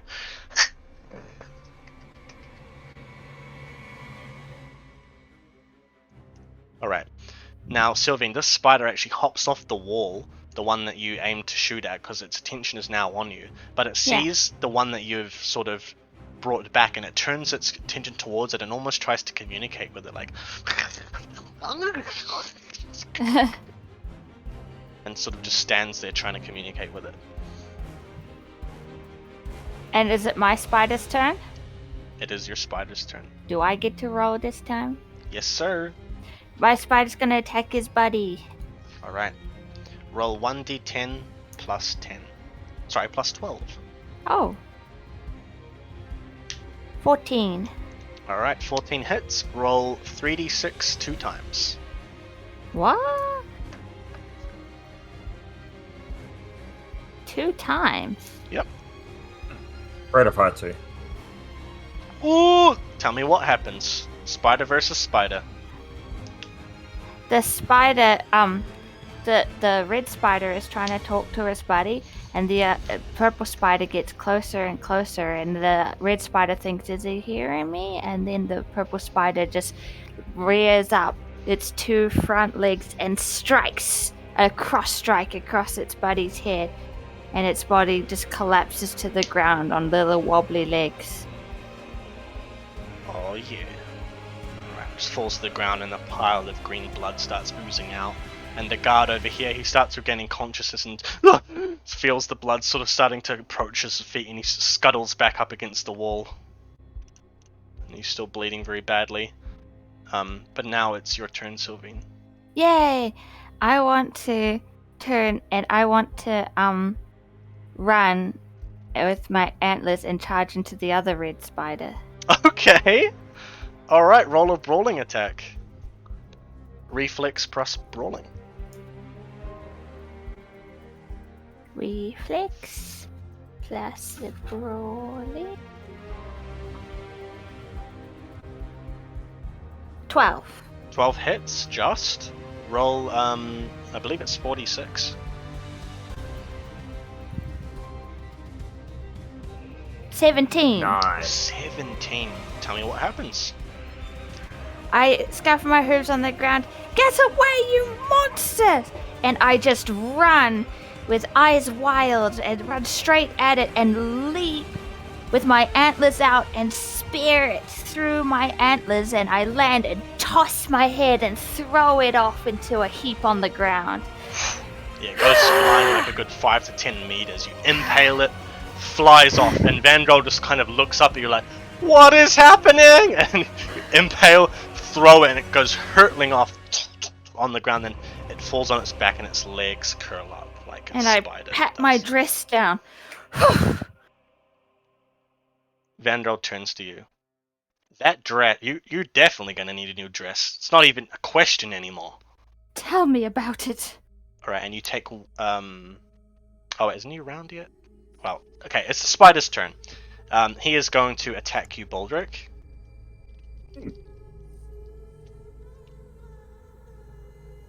Ooh. Yes. Oh no! Goes forward, goes to slash you, but you just duck your head down. It's too heavy, it's too big of a spider, it's too slow. And, Sylvain, Baldric, 1d6 damage. Hmm. And I'll do my 2 guys. Ooh!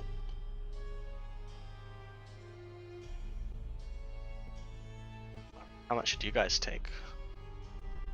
3 and 4? 3 damage. Unfortunately, the guard that was stabbed at the start, you can see now he...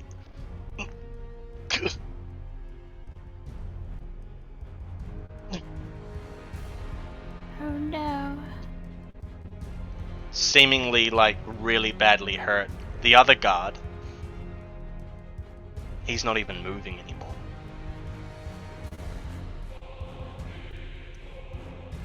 And back to the top of the combat queue, Baldric.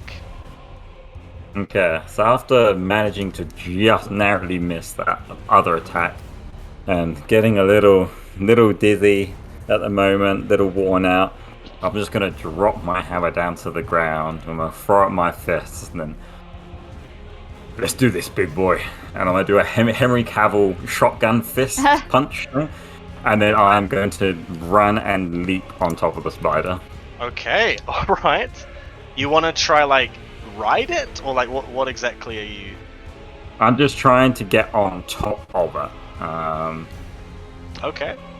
Preferably in like a seated position so that I'm like above its head, but just trying to get on top of it. Okay, you can actually choose here. You can do riding or taming or athletics. I'm gonna do athletics because I can use my bloodlust because I have the glyph thing to give me an additional 2. Alright, So I'm gonna use 2 of my bloodlust to give me an additional 2. let's go. Come on. Yes, 21. Oh, yeah, no problem. You sort of push down on one of its legs, like where this is sort of like an outcropping on its claw, its pincer, and you push yourself up and you hurtle over it and flip, basically, and oof, land right in a perfect place where a saddle could almost be put on it. You just land on it perfectly. And you are now riding this giant spider. Alright, Vandrel's going to turn back after hearing... It is your turn, Sylvain, but I'm just going to quickly allow Vandrel to run over here, and he's going to go and deal with the guard who is sort of coughing and spluttering. Sylvain, what would you and your spider like to do? So there's a big spider and a red spider left. No, sorry, this red spider is the one that you got, is dead. Yeah, I thought so. So, but it's not grayed out. Sorry, it is now. Okay, cool. So my spider is gonna go try attack its buddy's like legs, Alright. on one side. Yeah.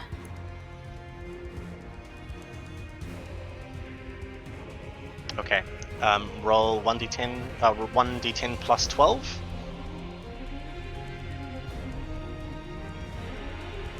18. 18 hits. Roll 3d6 3d6 2 times. Our spider is better than your spider. Oh, okay. Okay, first one does hit. Second one does not. So the first strike goes off, slashes. The second strike goes off, but it doesn't fully go through with its attack, it stops in its tracks. And the spider just freezes there. And Vandrel's going to do a first aid check to try and get rid of this poison. He's basically the healer at this point. I'm going to And get him then to it'll be use my his turn? luck. Oh, sorry. Yeah, what do you want to do for your turn? I want to run to the other side of the spider and touch its leg and try to petrificate it from there. Ooh, okay. From I don't the know if- right-hand side? Yeah, because my spider attacked the other legs. Alright, roll for your spell.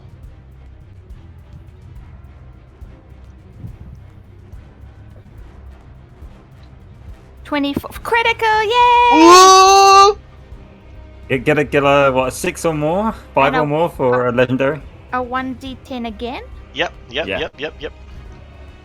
Oh, 27 though. 27 is great. So you walk forward, darting forward. Your dress is like at the bottom. It's all just like tattered and sort of just, what do you call it? Melted away from the poison. And you just run forward and you put your hand out. You just sort of like grasp, like smash your hand forward on it, or do you very calmly sort of? In the middle, like I just grab his leg like quickly, like reflexes very fast. Yeah, so you just put your hand forward, and then your petrificate spell goes up its legs, but not just at one leg, it goes up the other front leg, and it falls forward, crunching down onto like its where its like knees would be if it had like proper limbs. Just sort of falls down a little bit, and you sort of fall forward slightly, still mounted on it. What would you like to do? My turn? Yeah, you can go. Yeah, I'm just gonna scream at the top of my lungs as I'm just bringing down fist after fist after fist into the top of its head. Yeah, just roll straight. Roll 46 2 times. You don't even need to really aim for a strike. These are blade damage as well, because I've got the the thing for it. 15, 16. Yes, right. yes, I got the crit. I got the crit. That Oh! does double injury. Roll 1d10 twice, please. 2d10. What else do I have? Oh, there's no other enemies here. Damn. Otherwise, I'd get -2. 1d10 was it? Sorry. Yeah, 1d10 twice. 1 1, okay. and a 10. Oh! You got a dismembered arm. Yeah, so you punch down, and you punch it across the jaw, and it falls down slightly more to the right, and the limb cracks and just falls off, and you hear a... and it just spits out a whole, like, just globule of poison. But as you're doing that, and you've sort of punched down, it falls down to the front, but you can see the spider off to your right, Baldric, or the left on the picture. Its eyes fade back to that golden of the other spiders, and it's going to leap forward to attack you. Which spider? Your spider, Sylvan. But it was resurrected. It's resurrected, but something's going on.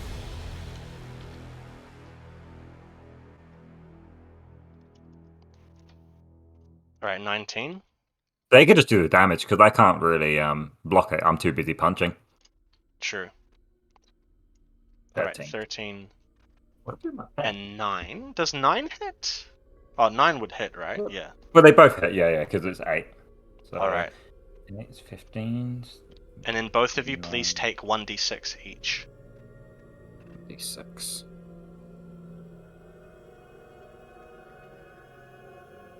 Alrighty.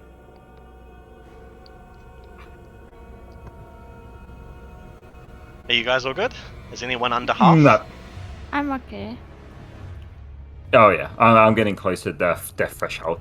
How much HP do you have left? 14. Okay, it's at this time that you can now see there are people coming out of their houses with like weapons and stuff. And they're coming towards the gate and they're shouting, "We'll fight the monsters ourselves! Men, gather around, protect your families, protect your kids, protect your husbands!" No, just kidding. But yeah, they run out and they all of these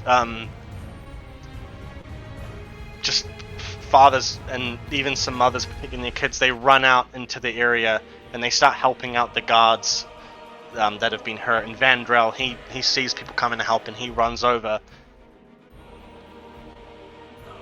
And we'll start with you, Baldric. What would you like to do? Is the big spider still But didn't still going? Baldric just have his one? Yeah. Oh, right, sorry. Sylvie, your turn. Alright, yeah, because then the spider went. Sorry, yeah, Sylvie. Did I just actually bring something back to life for realsies? Maybe. Like, yeah, it's supposed to be a zombie, but it's back to life. That's super cool. So I want to, like, the big spider that he's sitting on isn't dead yet.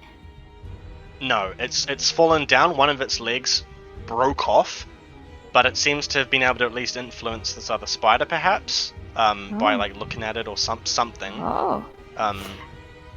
Yeah. I want to cast Shadowforge armor on Baldric.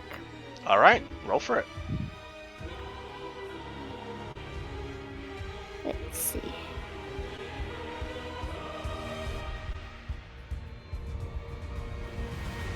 $21.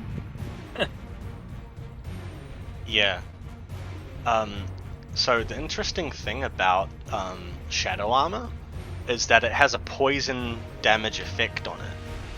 And just with how high the roll is, like if an enemy attacks it, they get poisoned, but what I'm going to allow it to do is actually suck the poison out of your body and use that as the sort of poison around it. So you can feel this sort of something being pulled out of you as this shadowy armor forms around you. You no longer have to take any more poison damage. Thank you. Alright, Vandrel's going to dash forward to attack. Fuck him up. Let's go!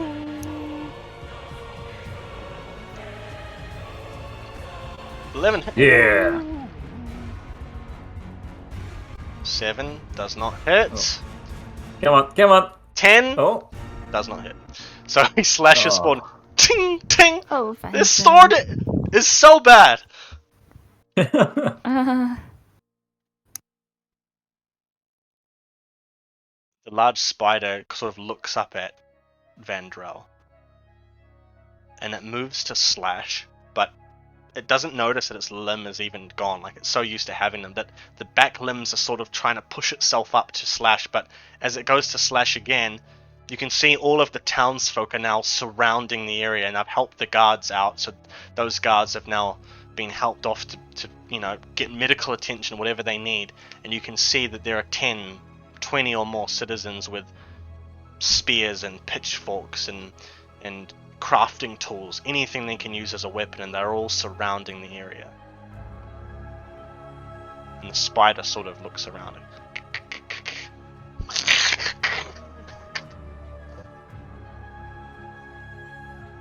And then you can see the spider start to shake, sort of twitching.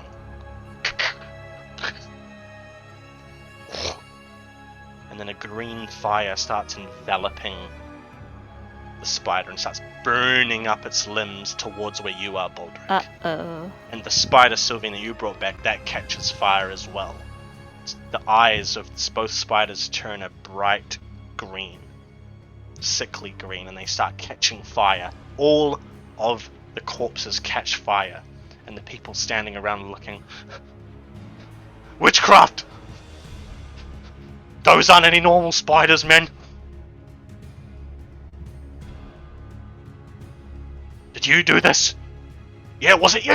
And they point over to you, Sylvain. Why would I do that and fight myself? I saw her do spells! I did! She had a shadowy bow! She's a necromancer! Was it you? Have I'm you the been sitting one fighting the spiders. What are you doing, Baldric, as the flames are encroaching up to you? At this point, with really damaged, I'm really exhausted, and I'm just sort of got tunnel vision at the moment. Sort of just in the heat of the battle, and I'm just continuously smacking it on the head until I see it die.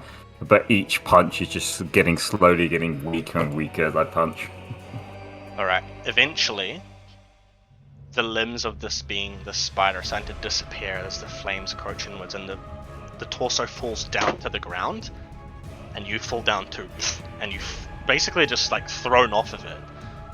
Like, you still manage to get a few punches in as you fly through the air, and you manage to land sort of beside Vandrel, and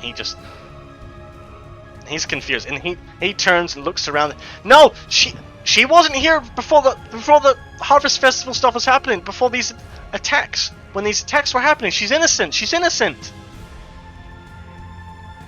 And the men sort of stand around as the spiders.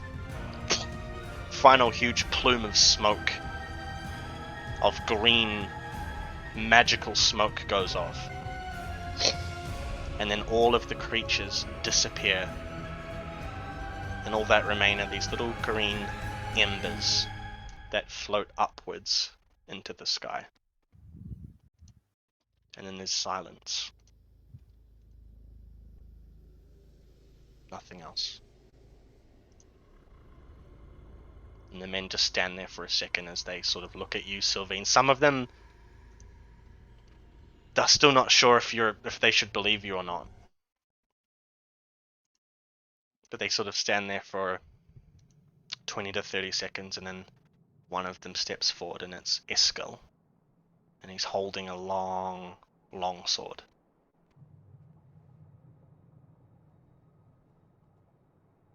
She didn't do this, men.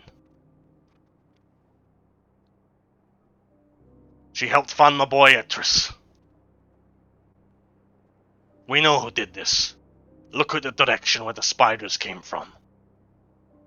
Where does that lead to, huh? And one of the other men steps forward. The real witch is over there. We know. She's been here for years. Up to mixing her potions and whatever else she's up to. She sent those creatures. The apothecary, Alvin. She did this. And Vandrel's gonna just slowly move down away, like sort of in between where like not getting in the middle of the crowd, just walking backwards slightly. What do you guys do? Why would Elvine do that? Eskel steps forward. He spits on the ground. She hates Oliver. She's never treated us right. She wants to kill all our children. Just because she lost one doesn't mean she gets to kill all of ours as well. Our sons, our daughters. She lost one? She did. Years ago. That's why she came to Varlon. Men! Fighters! If you want justice for Varlon, you march with me over to her witch haven. and we take her and lock her away. We don't have prisons here in Erloth. Not like the Relvin up north. But we'll lock her away just so she can see the face on every mother and father in this town when she is put to death. What say you, men? What say you? Everyone raises their spears and pitchforks and whatever else they have up into the air. Yeah! Justice! Justice for Varlon! And they all start slowly marching over toward Alvin's shack.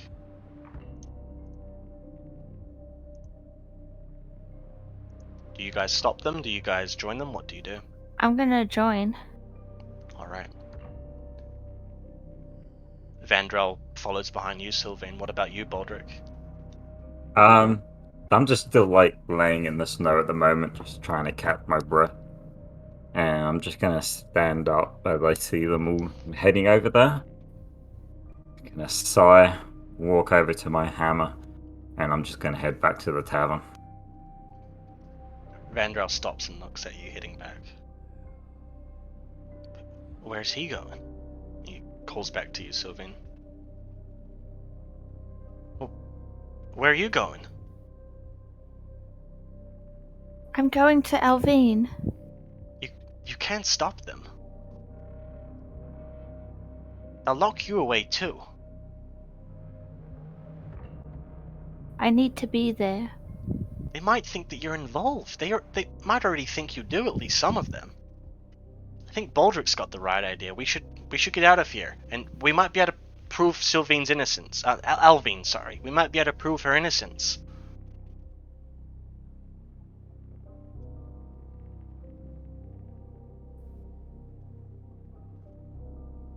I want to go. Well, I'm not going to stop you, but if they take you as well, I don't know what I'm going to be able to do, if anything.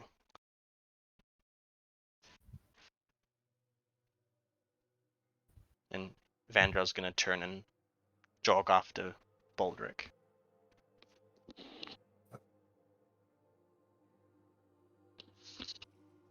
What do you do, Sylvain? I want to go with them. The townspeople? Yeah. Alright. So Baldric and Vandrel, you guys eventually make your way back to the tavern, and it's very quiet, and you pull open the doors, and Esther's standing there leaning against the counter, and she turns and looks at you both. What happened to you? Oh dear! Oh, you're all cut up. Oh, come sit down. Would you like ale? What can I get for you? Strongest drink you've got. I slaps down in one of the tables. And Vandrel's just gonna slowly walk over and sit down. Hot cocoa would be nice, actually. And back with Sylvain. The townspeople surround Alvin's shack. And Eskel walks up to the door and Let kicks me it go open. in. Stay back, or we'll put you in with her.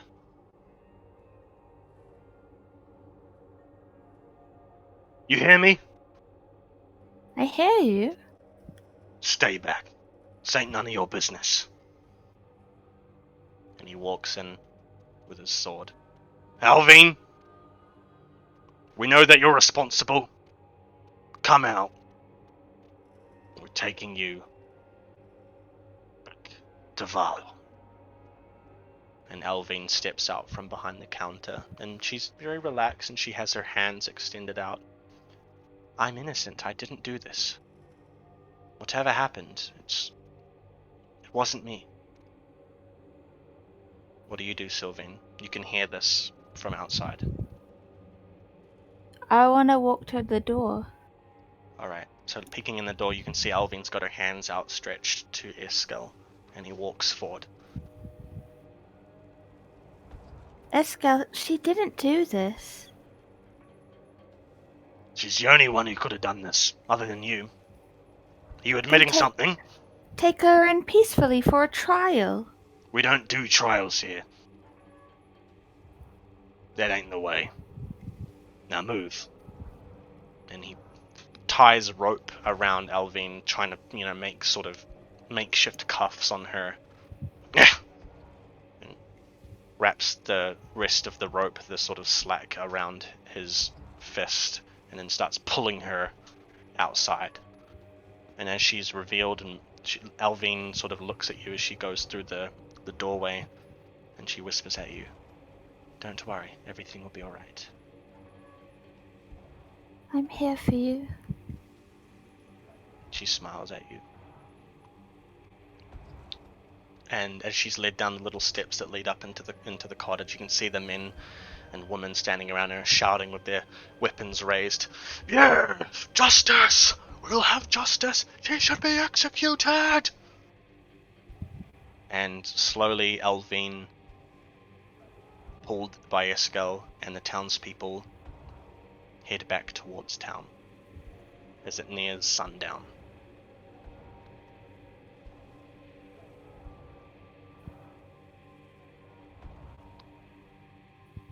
I slowly trail behind. Eventually, you make your way back to the town. There's not much you can do. She's taken away somewhere. You're not really sure where. But as night falls and the eclipse begins to end, Zenith Day reaching its end, you head back into the tavern. And you can see Baldric sitting there, bleeding a little bit. Vandrell's sort of looking to patch him up, trying to patch him up, and Esther's helping. And you can see there's a few people in the tavern right now who are talking about what's happened. People who didn't want to join in on a witch hunt, sitting at the counter. And as you walk in, Baldric and Vandrell see Sylvain standing there. What did they do to her? They've taken her, Oh no. but she's okay for now. Both of you, do you think she really did this? I mean, the spiders did come from that direction. The problem is, yes, she could have. I doubt it. She did have spiders and jars back in her building. I don't know anything about that. Remember, you released them when you threw that book and it crawled on you. Yeah. What kind of creature was that? What if we did it by releasing them?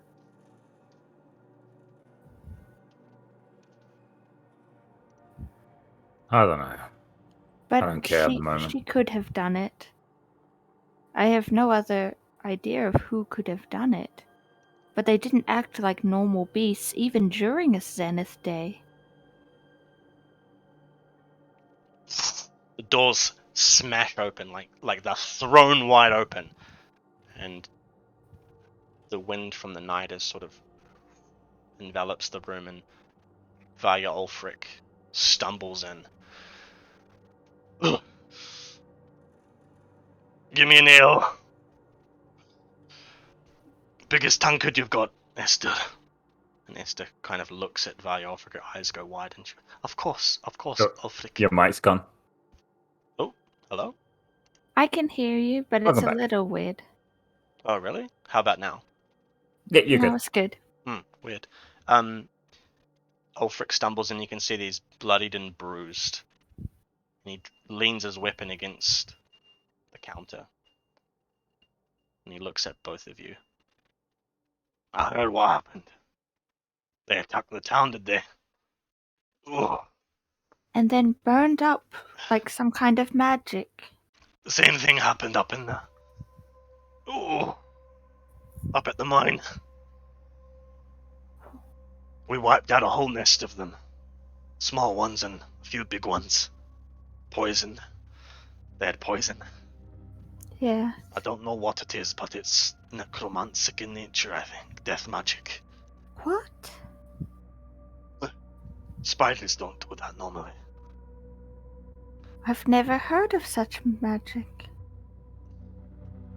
Well, we wiped them out. They've been dealt with, but something else has been going on. And I heard Alvin was arrested. Well, arrested, taken to be executed. Do the three of you think that she really could have done this? No. Do you No, I have don't. proof? Any evidence? Evidence she didn't do it. Yes. Evidence to the contrary. That's all they care about now. They've made the choice. Those are the old ways. Well, we saw her this morning. When would she be able to have done it? We were with her when the spiders attacked the church. Were you now? Yeah. And he grabs the tankard off Esther, brings it over. Well, we'll have to hope that that's enough. And we're It gonna is. finish the session there. Dun dun dun.